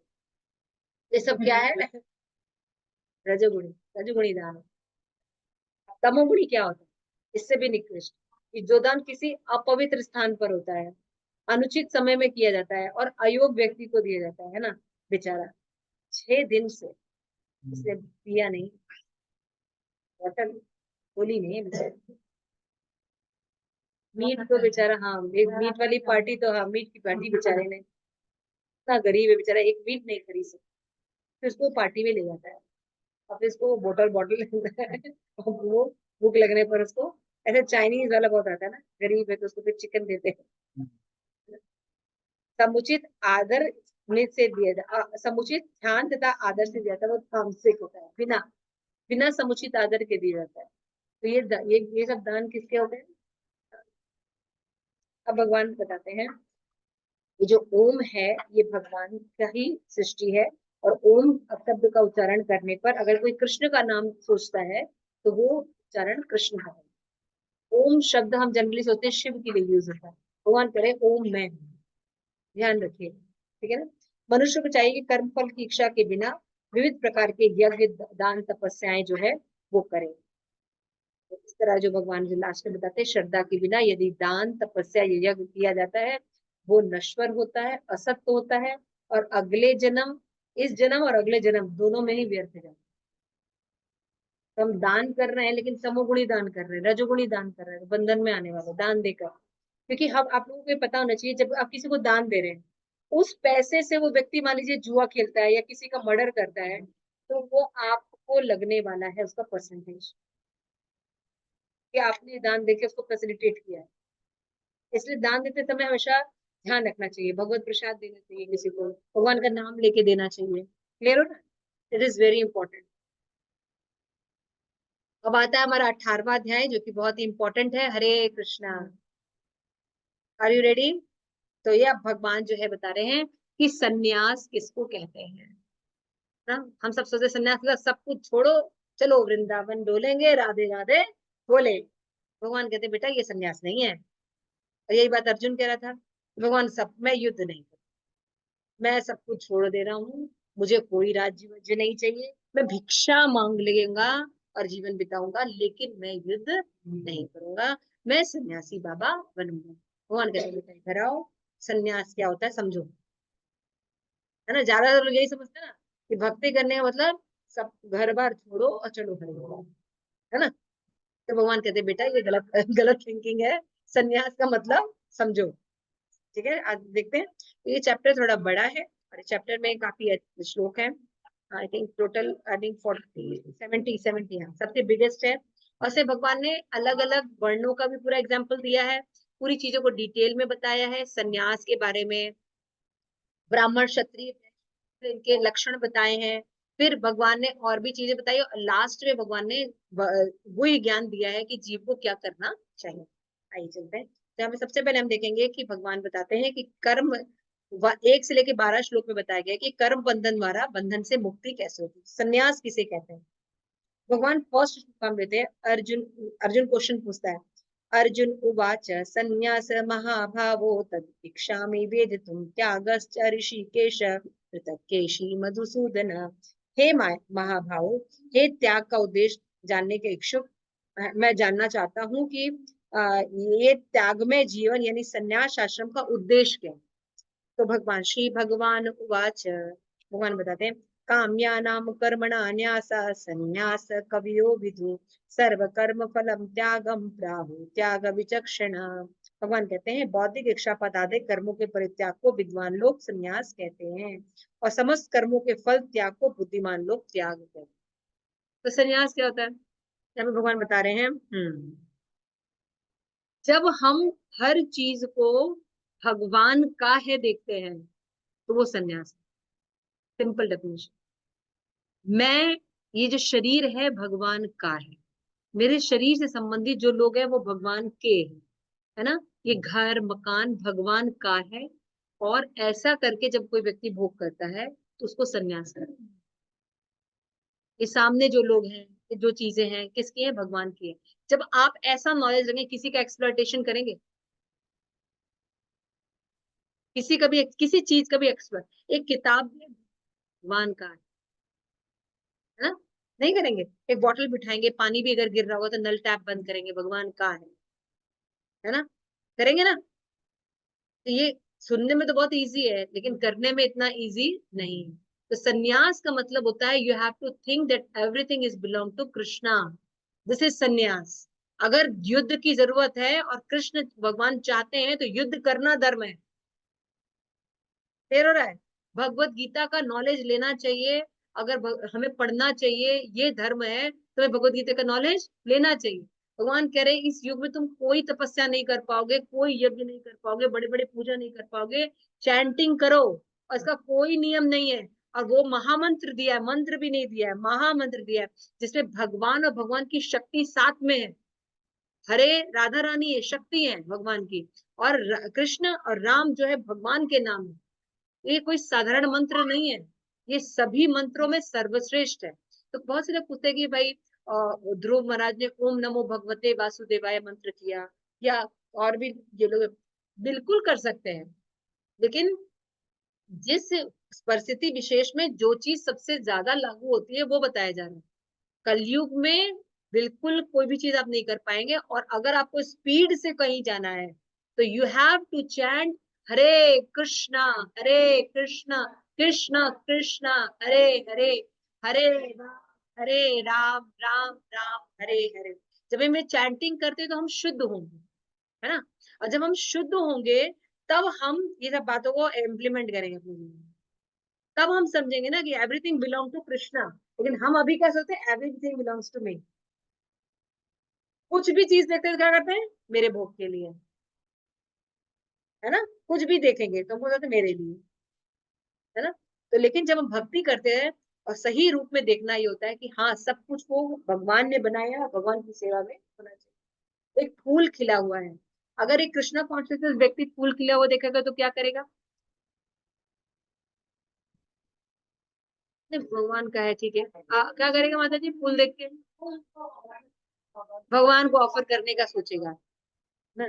ये शायद सही है।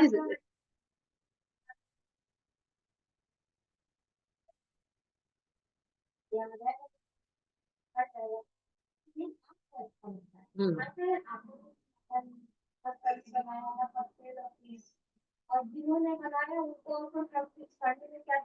हम्म।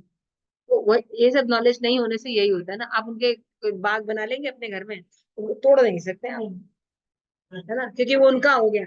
हाँ वो, हाँ सड़ जाएगा, वो उनका उनके उनका उनका बाउंड्री है।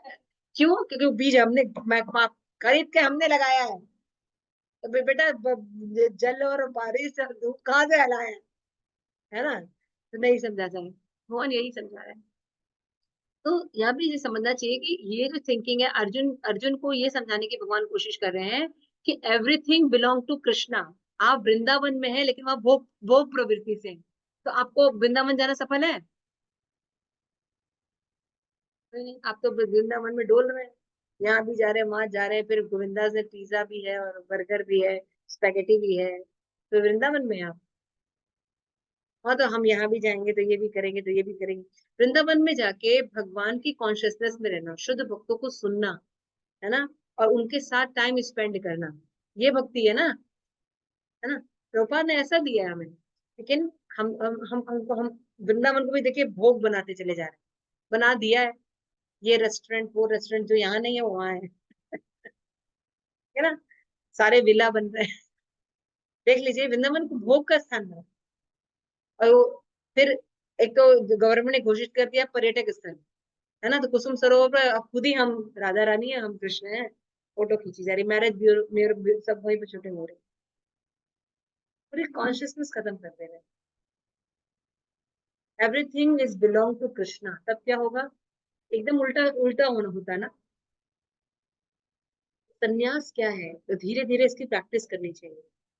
एटलीस्ट जब हम भगवान को प्रसाद खाएं करें, जो चैंटिंग करेंगे, तब हम धीरे धीरे सीखेंगे छोटी छोटी चीजों की भगवान का है। कुछ भी आए भगवान को ऑफर करके खाएंगे, तब ना सीखेंगे। एक दिन में सीख जाएंगे, इतने दिनों से आदत है, हजारों जन्मों से आदत है खाने की, भोग करने की, है ना। तो भगवान यहाँ पे, तो बुद्धिमान लोग जो है त्याग कहते हैं, त्याग करना मतलब है समत कर्म के फलों का त्याग करना है, फल भगवान का है, कर्म करने की शक्ति भी भगवान देते हैं। तो भगवान यहाँ पे कहते हैं, फिर भगवान कहते हैं कि विद्वान घोषित करते हैं कि समस्त प्रकार के सकाम कर्म को दोष समझकर त्याग देना, किंतु अन्य विद्वान मानते हैं कि दान और तपस्या के कर्म को कभी नहीं त्यागना चाहिए। भगवान कह रहे हैं, अगर आप संन्यास भी ले लिए हैं तब भी दान देना और तपस्या करना कभी नहीं छोड़ना चाहिए। इतना क्लियर नॉलेज है कि सन्यासियों का मतलब ये, इसीलिए आप देखिए इस्कॉन में सन्यासी है जो प्रचार करते हैं, इस्कॉन में सन्यासी है जो चार नियम का पालन, जो चार नियम हम लोग पालन करते हैं वो करते हैं, रोज 16 माला का जब सन्यासी करते हैं, आप देखिए। लेकिन बाकी जगहों में आप सन्यासियों के अंदर कोई रूल्स रेगुलेशंस नहीं है, वो कुछ भी खाते हैं, ऑपुलेंस, है ना।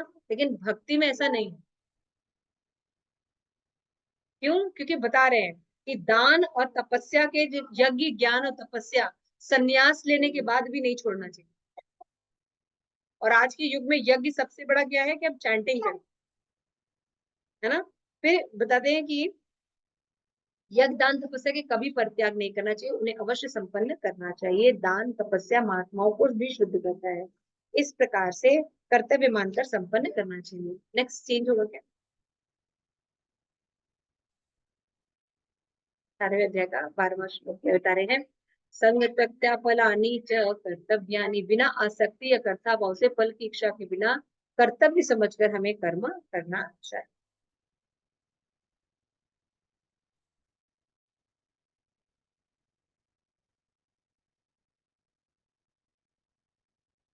भगवान बता रहे हैं सात्विक त्याग क्या होता है, राजसिक त्याग क्या होता है, और तामसिक त्याग क्या होता है। जब मनुष्य नित्य कर्तव्य को करणीय मानकर समस्त भौतिक संग और फल के हिसाब से कोई त्याग देता है उसको सात्विक त्याग कहते हैं। जब सतोगुण में स्थित बुद्धिमान त्यागी जो न शुभ अशुभ कर्म से घृणा करता है न लिप्त रहता है, उसे विषय में कोई संशय नहीं रहता। इस तरह से भगवान जो है बताते हैं। और सबसे इंपॉर्टेंट श्लोक 14 बता रहे हैं। हमको लगता है हम कोई काम करते हैं तो उसका कारण हम है। भगवान बताते हैं बेटा तुम कारण तो एकमात्र हो। 5 और एलिमेंट्स हैं जो एक कोई भी कार्य करने के पीछे होती है। This is very important. So भगवान कहते हैं अधिष्ठानम तथा कर्ता करणम च पृथक विदा विधिवाश्च पृथक चेष्टा दैव चैवाच पंचम। शरीर, कर्ता यानी हम, हमारी इंद्रियां, और इंद्रियों से जो चेष्टाएं देखना खाना पीना ये, और परमात्मा, ये 5 कारण जब मिलते हैं तब कोई एक्शन होता है। फिर भगवान ने बोला ना कर्मण्ये वाधिकारस्ते मा फलेषु कदाचन। सुना है ना श्लोक आपने कि कर्म की चिंता करो फल की चिंता मत करो। तो हम लोग गलत बोल रहे हैं इसको। कर्म करना है, फल की चिंता नहीं करना है, फल भगवान को ऑफर करना है, क्योंकि आप अकेले कंडक्टर नहीं है किसी भी कार्य के होने के लिए। ये 5 कारण हर कार्य में होते हैं, तो सबको क्रेडिट देना होगा ना। करता तो आप एक है, लेकिन परमेश्वर बता भी इसमें श्लोक में बताते हैं जो इस 5 में कारण है, वो 5 में जो परमात्मा जो है वो सबसे मुख्य कारण है। अगर व्यक्ति के पास शरीर है, इंद्रियां है ना, सब अच्छे से काम कर रही है, लेकिन परमेश्वर सैंक्शन नहीं करेगा, होगा? ये 14वां 14 श्लोक है। क्लियर हो रहा है कि अगर आपके पास शरीर है, अच्छा शरीर है, इंद्रिय है, लेकिन परमेश्वर ने सैंक्शन नहीं किया, काम होगा? आपके पास शरीर अच्छा नहीं है, परमेश्वर ने सैंक्शन कर दिया, होगा कि नहीं होगा?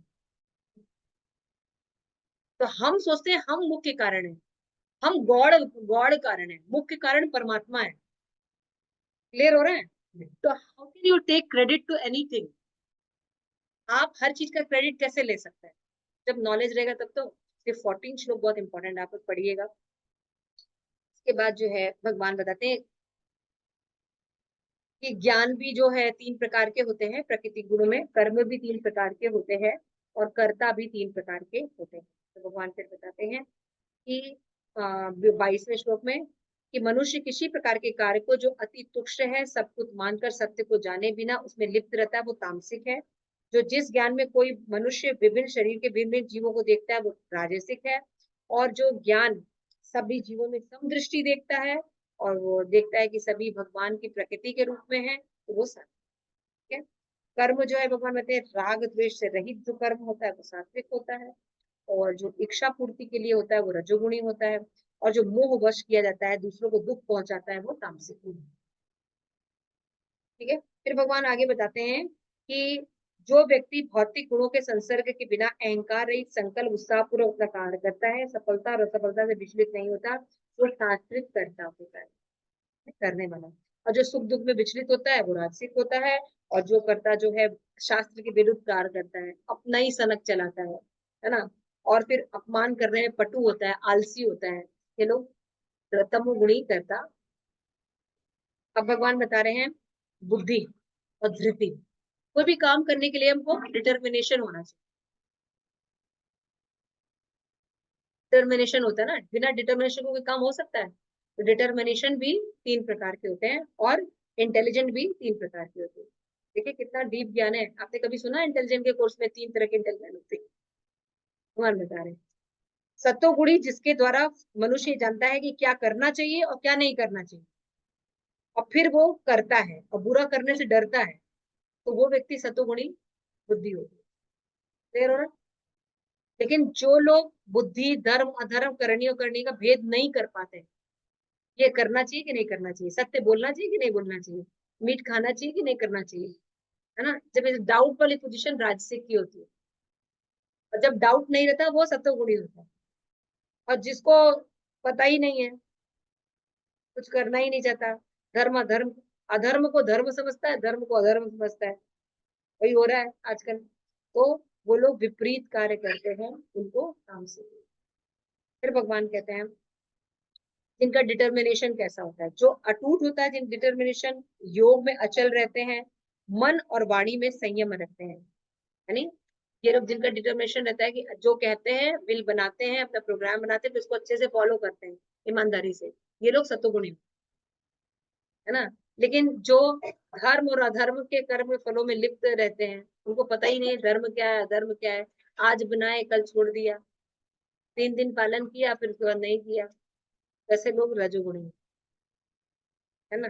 और तमोगुणी कैसे होते हैं, नियम, अच्छा नियम होता है क्या कोई, अच्छा तो फिर अच्छा पढ़ के एग्जाम देना है, ठीक है भाई, तो क्या अच्छा शेड्यूल बनाई लो, परसों एग्जाम है, तो परसों एग्जाम के पहले शेड्यूल को सुनते हैं, वो शेड्यूल की कुछ चीज होती है ना, फिर उसको क्या कहते हैं, उसको बनाते हैं, लेकिन क्या होता है, स्वप्न आता है, उनको भय रहता है, शोक आ जाता है, और वो मोह से परे रहते हैं, और दुर्वित बनाते हैं कि इनको पढ़ना चाहिए, जो कल परसों एग्जाम है तो 4 घंटा मैं पढ़ लूंगा और सारा करके कोर्स कंप्लीट कर दूंगा 2 दिन में, इम्पॉसिबल टारगेट। और फिर क्या करते हैं, 4 घंटा पढ़ने के चक्कर में फिर क्या होता है, इंद्रिय तृप्ति में लग जाते हैं, 8 घंटा मोबाइल देखते हैं। ये लोग क्या होते हैं, जब डिटर्मिनेशन नहीं कर पाते कि कहाँ डिटर्मिनेशन करना चाहिए, कहाँ डिटर्मिनेशन नहीं करना चाहिए, जहाँ नहीं करना चाहिए और डिटर्मिनेशन, मतलब आप देखिए मोबाइल ऐसे ऐसे हाथ ऐसे करके कि दुख जाए हाथ, 4-4 घंटा ऐसे ही रहता है, आंख एकदम समाधि में रहती है, कहीं हिलती नहीं है, भूकंप आके नीचे लोग गिर के मर जाए, आपको पता नहीं चलेगा कि क्या हो रहा है ना। एक व्यक्ति, अभी हम लोग जाते हैं रोड क्रॉस करते हैं, इधर से इधर आने, तो रोड क्रॉस है, वो कान में लगाई हुई है लड़की, बगल से बस जा रही है, वो हॉर्न दे रही है क्योंकि उसको मुड़ना है। हम पैदल जा रहे थे, हमने उसको पकड़ के हाथ इधर खींचा, तो वो उसको, सब चिल्ला रहे थे पीछे, सारे वो चिल्ला रहे थे, उसको कुछ सुना नहीं अपना, और मर रही है, अगर वो ढंग का ड्राइवर नहीं होता तो एक ठोक के निकल गया होता, समझ रहे हैं, तो ये तब कौन से लोग होते हैं, तमोगुणी लोग, समझ में आ रहा है। फिर आगे भगवान बता रहे हैं, हाँ, कि तमोगुणी सुख, अब बताएं सुख भी 3 प्रकार का होता है, कभी सुना आपने सुख 3 प्रकार का होता है, जो आरंभ में विष जैसा लगता है ना, लेकिन अंत में रिजल्ट अमृत के समान होता है। भाई लड़का साल भर बच्चा मेहनत है, फिर एग्जाम के समय सटासट नंबर 99%, विष के समान जीवन होता है, सुबह उठता है, स्कूल भी जाता है, पढ़ता भी है, विष है ना, तो विष के समान उसका नियम होता है, सुबह उठना, अच्छा खाना, अच्छा बैठना, अच्छा खाना, विष के समान होता है एक जगह बैठना, लेकिन जब बैठना सीख जाएगा तो आगे चल के हमारे साथ प्रवचन देगा, ठीक है ना, उसको कहते हैं सात्विक सुख, ठीक है। फिर राजसिक सुख क्या होता है, इसमें जो होता है लोग इंद्रियों और विषयों के संसर्ग से प्राप्त होने वाले प्रारंभ में, भाई बट ये चीज बहुत अच्छा लग रहा है, ये खाने में बहुत अच्छा लगता है ना, चाइनीज चट टक्कर से अच्छा लगता है ना। अभी सात्विक चीजें दे दो, नमक गोल मिर्च वाला, तो नेनुआ बनाई है, कद्दू बनाई है, करेला बनाई है, ऐसे ही रहना है, तो फिर एक जगह बैठना चाहिए था, जाओ जाओ, तो रजोगुणी ये कहते हैं, रजोगुणी होते हैं, है ना, कि खाने में बड़ा अच्छा लगता है, तुरंत तुरंत विश्व जैसा कोई कुछ नहीं बनाते हैं, नहीं 8 बजे हम उठेंगे या 12 बजे सो के उठेंगे, और पढ़ भी लेंगे, सब कुछ कर लेंगे, है ना, कुछ होता तो है नहीं। तो ऐसे लोग जो होते हैं कि जो कार्य करते हैं वो देखने में बड़ा अच्छा लगता है ना, लेकिन रिजल्ट जो है वो विष के समान है, दिखने में बड़ा, लड़की है वो, है ना, ये लड़का है वो, अमृत के समान सुख देता है, लेकिन जब रिजल्ट मिलता है, बेटा शादी करके रहो, क्या बात कर रही हैं, you are very low mentality, I am modern, है ना, तो फिर कर लो, फिर उसको जब छोड़ के जाता है, ये करके जाता है, करप्ट कर देता है सब, है ना, कोई धोखा दे देता है, तो अमृत के समान रिजल्ट तो मिलता है, लेकिन विष के समान रिजल्ट देता है, ये होते हैं राजसिक लोग, राजसिक सुख होता है ये। इसीलिए पहले के लोग जो होते थे, लंबा फ्यूचर देखते थे, है ना, लंबा देख के कोई काम करते थे कि भाई इसका क्या रिजल्ट होगा, लेकिन आपके लोग शॉर्ट टर्म इंद्रिय तृप्ति देख के कार्य करते हैं, तो रिजल्ट शुरू में अमृत की तरह होता है, लेकिन बाद में विष के समान रिजल्ट देता है। अच्छा, तमोगुणी लोग कैसे हैं? तमोगुणी सुख कैसा होता है कि वो आत्म साक्षात्कार के पीछे बिल्कुल अंधा होता है और मोहग्रस्त होता है, निद्रा, आलस और मोह में होता है, तो ऐसे लोग तमोगुणी। ठीक है, इस तरह से भगवान ने आप लोगों को बताया तपस्या। देखिए बताया ना, दान, तपस्या, यज्ञ, शास्त्र, सुख, खाना पीना, सब भगवान ने बताया। अगर हम इनके अनुसार अपना जीवन जिएंगे तो एटलीस्ट सतोगुणी हो सकता है। उसके बाद भगवान लास्ट में बताते हैं कि भाई ब्राह्मण, क्षत्रिय, वैश्य, शूद्र इस समाज को बांटा गया है, तो किसको ब्राह्मण माने, किसको क्षत्रिय माने, किसको शूद्र माने, ये सब देखना पड़ेगा। पानी भर दो, पानी भर दो। तो क्या बताया गया है कि एसी चल नहीं रहा है, हमको चल रहा है, इतनी गर्मी है ना।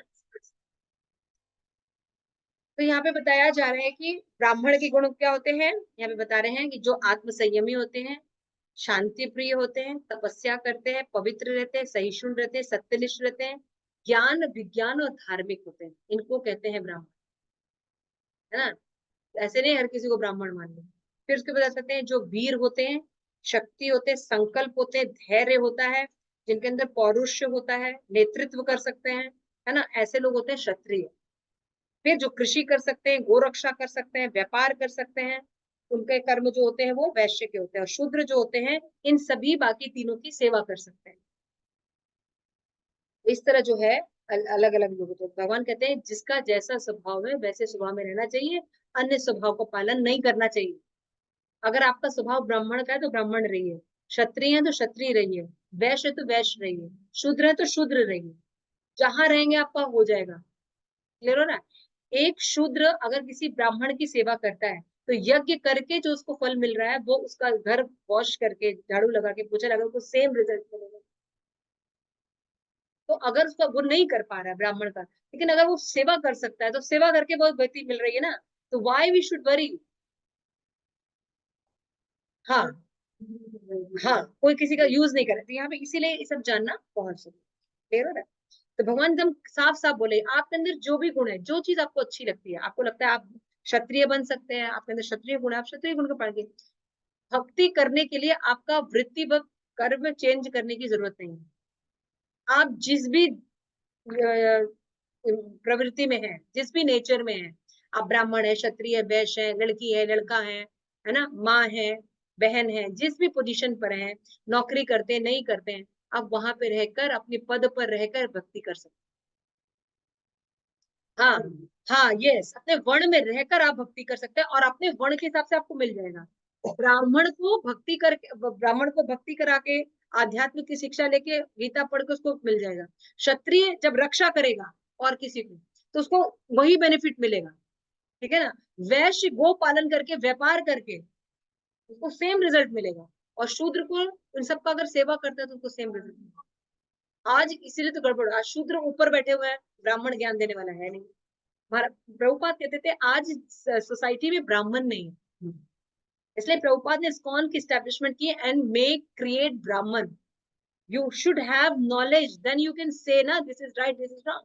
जैसे अभी कोई व्यक्ति कहता है आप ठीक है इस्कॉन इतना प्रचार कर रहे हैं, लेकिन पूरे अगर आप पॉपुलेशन को देखिए दुनिया की, तो उसमें कितना परसेंटेज आपको लगता है कि इस्कॉन वाले होंगे? 1% भी नहीं है। ऐसा वो हम बता रहे थे। तो हमने कहा कि मालिक एक ही सफिशिएंट है, थाउजेंड्स ऑफ स्टार्स की कोई जरूरत नहीं है, एक moon is sufficient to give light. है ना, गलत बोल रहे हैं। आकाश में हजारों तारे हैं, लेकिन एक एक चांद, एक मून सफिशिएंट है ना, एक सफिशिएंट है।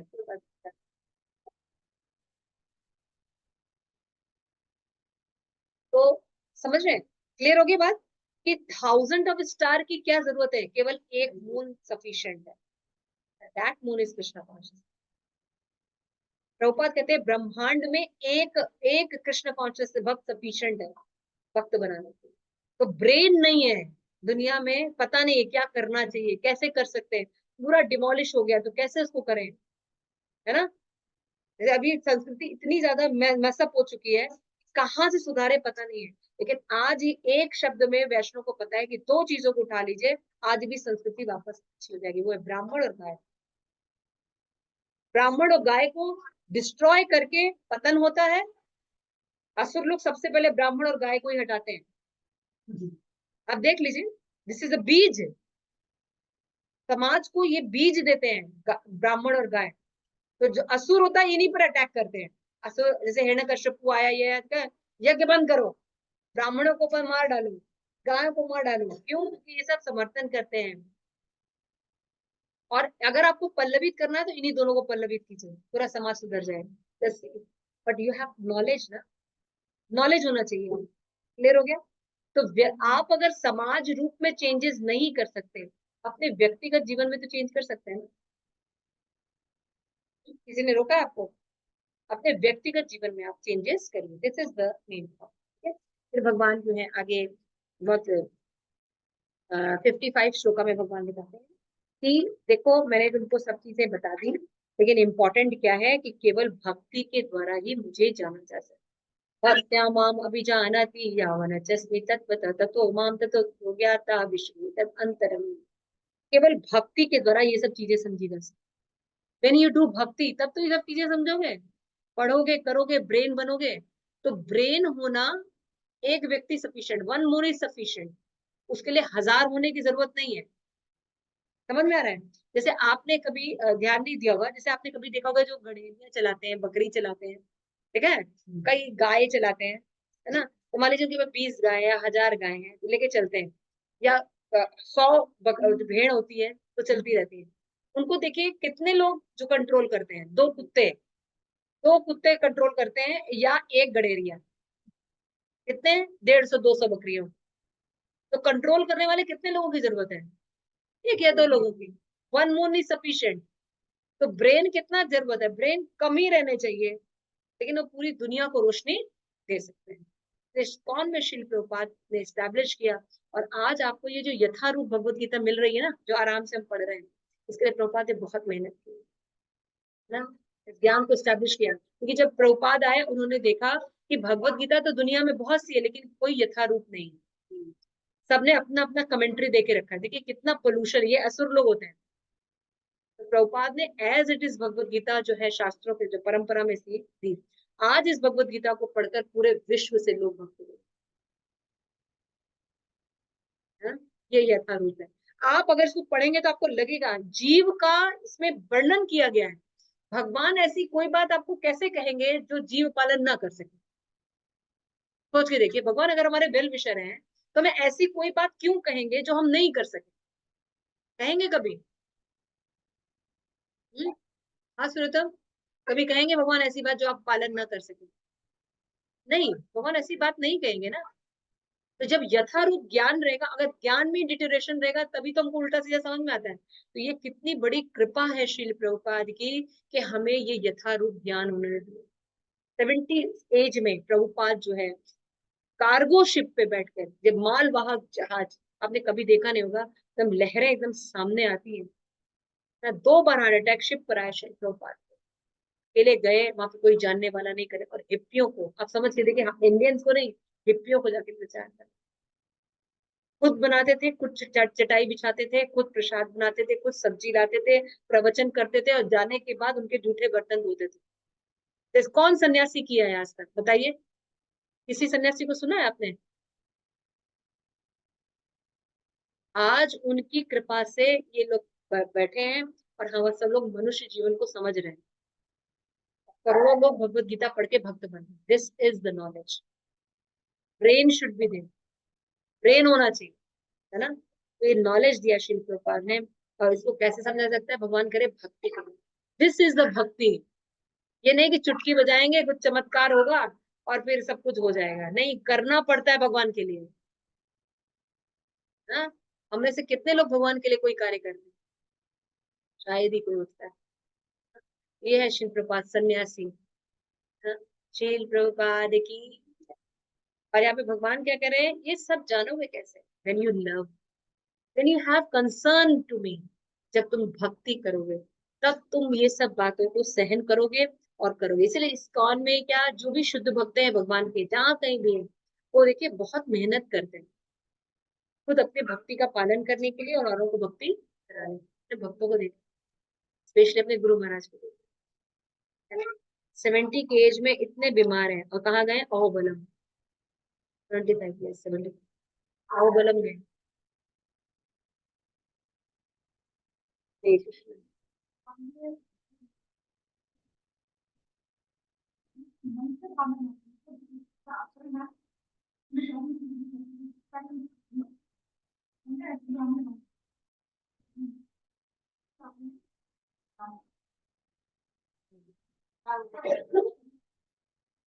भगवान यहाँ पे बोलते हैं 61 श्लोक में, ये जो शरीर है ये एक यंत्र की तरह है। जैसे कार में बैठो ना, तो कार यंत्र है, लेकिन आप एक ड्राइवर है। इसी तरह आत्मा एक ड्राइवर है, बट ये शरीर यंत्र है। उसको ठीक से यूज करो तो अच्छे से काम करेगा। तो भगवान यहाँ पे कहते हैं इसी प्रकार मेरी शरण लोगे तभी तुम्हें नित्य धाम और शांति प्राप्त होगी। और भगवान कह रहे हैं अब मैं जो तुम्हें ज्ञान देने जा रहा हूँ, ये समस्त ज्ञान में सबसे ज्यादा सूक्ष्म वो ही ज्ञान है। क्या ज्ञान है? मन मना भवो मद भक्तो मद्याजी मां नमस्कुरु 65 मद्याजी मां नमस्कुरु मां में वैश्यसी सत्यम ते प्रतिजानय सुप्रियोसि में। तो कहते कहाँ कहते हैं भगवान की मुझे नमस्कार करो, मेरी पूजा करो? ये श्लोक भगवत गीता में 2 बार आया, 65 है ना, और 9th में भगवान कहते हैं मेरा चिंतन करो, मेरे भक्त बनो, मेरी पूजा करो, मुझे नमस्कार। ये 4 काम करना चाहिए। साफ साफ भगवान कह रहे हैं, देखिए कह रहे हैं ना, पढ़िए अनुराग प्रभु, लिखा है ना, साफ साफ भगवान कह रहे हैं मेरी पूजा करो, मुझे रोज नमस्कार किया करो, है ना। अगर ऐसा तुमको मैं वचन देता हूँ, ये 4 काम करोगे, निश्चित तुम मेरे पास आओ। कुछ बड़ा आपको करने की, हिमालय चढ़ने की, कोई दान देने की, दक्षिणा देने की जरूरत नहीं। 4 काम खाली कीजिए। हमेशा भगवान के बारे में सोचिए कि भक्त बनिए, उनकी पूजा कीजिए और आरती कीजिए, कीर्तन करिए और उनका चिंतन कीजिए। फिर भगवान कहते हैं ऐसा करने के लिए क्या करते हैं? सर्वधर्मान परित्यज्य मामेकम शरणम व्रज अहम त्वाम सर्वपापेभ्यो मोक्षयिष्यामि मा शुचः। मान लो व्यक्ति क्या सोच सकते हैं, भाई आप बातें कह रहे हैं लेकिन भाई मैं तो बहुत पापी आदमी हूँ। भगवान कहते हैं डरो मत। तुम जब मेरी भक्ति करोगे मैं तुम्हारे पापों को नष्ट कर दूंगी। तुम मेरी भक्ति करो, तुम अपनी रोटी की चिंता मत करो, किसी चीज की चिंता मत करो। I am providing everything already to you, है ना। प्रभुपाद कहते हैं ये चिड़िया उड़ रही है, ये हजारों टन हाथी खाना खा रहा है, तुम जाके पहुंचा रहे हो उनको। वो हाथी को खाना दे सकते हैं, तुमको खाना नहीं दे सकते भगवान, है ना। तो इस तरह से भगवान जो है अपना नॉलेज देते हैं। और फिर भगवान लास्ट में ये कहते हैं श्लोका में, संजय जब ये बात, क्योंकि आपको याद है फर्स्ट एपिसोड क्या चल रहा है? संजय जो है वो धृतराष्ट्र को बता रहा है ना। याद है? कथा भूलिए मत। तो अब अर्जुन को रोमांच होने लगता है ये बात सुनकर, और वो प्रणाम करता है और कहता है कि मैं आपको परम भगवान के रूप में स्वीकार करता हूँ। और ये बात संजय सुन रहे हैं, अब संजय को भी रोमांच हो रहा है। और वो कहते हैं लास्ट में, यत्र योगेश्वर कृष्ण, बोलिए यत्र योगेश्वर कृष्ण। मैं पहले बोलती फिर यत्र योगेश्वर कृष्ण यत्र पार्थ धनुर्धर तत्र श्री विजयो भूति युवा नीति मतिर्मम। देखिए हम सब धन चाहते हैं ना, हम धनी होना चाहते हैं, हम विजयी होने चाहते हैं, हम ऐश्वर्यवान होना चाहते हैं, सब चाहते हैं ना। ये कैसे होंगे? भगवान कहते हैं जहां योगेश्वर कृष्ण है, जिनके घर में योगेश्वर कृष्ण है, और जहां धनुर्धर अर्जुन रहता है ना, वहां पे सभी ऐश्वर्य रहेंगे। हे धृतराष्ट्र, वहां समस्त ऐश्वर्य, क्यों धृतराष्ट्र वगैरह की युद्ध तुम करवा रहे हो ना, लेकिन ऐश्वर्य किनके पास रहने वाला है? जिनके पास भगवान रहेंगे, है ना। विजय किसको मिलेगी? जिसके पास भगवान रहेंगे। जहाँ अलौकिक शक्ति और नीति होगी, जहाँ भगवत गीता को पालन किया जाएगा, वहां पे ये चीजें अपने आप आएंगी, जहाँ कृष्ण होंगे और अर्जुन जैसे भक्त होंगे। ठीक है। इस तरह श्रील प्रभुपाद जो है श्रीमद भगवद गीता के 18 अध्याय उपसंहार की सिद्धि भक्ति वेदांत तात्पर्य। हरे कृष्णा कृष्णा कृष्णा हरे हरे, हरे राम हरे कृष्णा कृष्णा कृष्णा हरे हरे राम हरे कृष्णा हरे कृष्णा कृष्णा हरे हरे राम हरे राम। प्रभुपाद की जय, सीता की जय। आप सभी गौर भक्त वृंद की जय। गौर प्रेमानंदी। आज की एक भगवद गीता की पूर्ण आहुति संपन्न हुई भगवान की गुरु महाराज की कृपा से। और ये ज्ञान अपने लिए भी आप लोग रखिए और ये ज्ञान अपने जीवन में इम्प्लीमेंट कीजिए, तो आप लोग को जीवन धन्य हो जाए। होप आप लोगों को ठीक लगा हो, लेकिन कोई त्रुटि हो तो प्लीज क्षमा कीजिएगा। मैं पूरी कोशिश की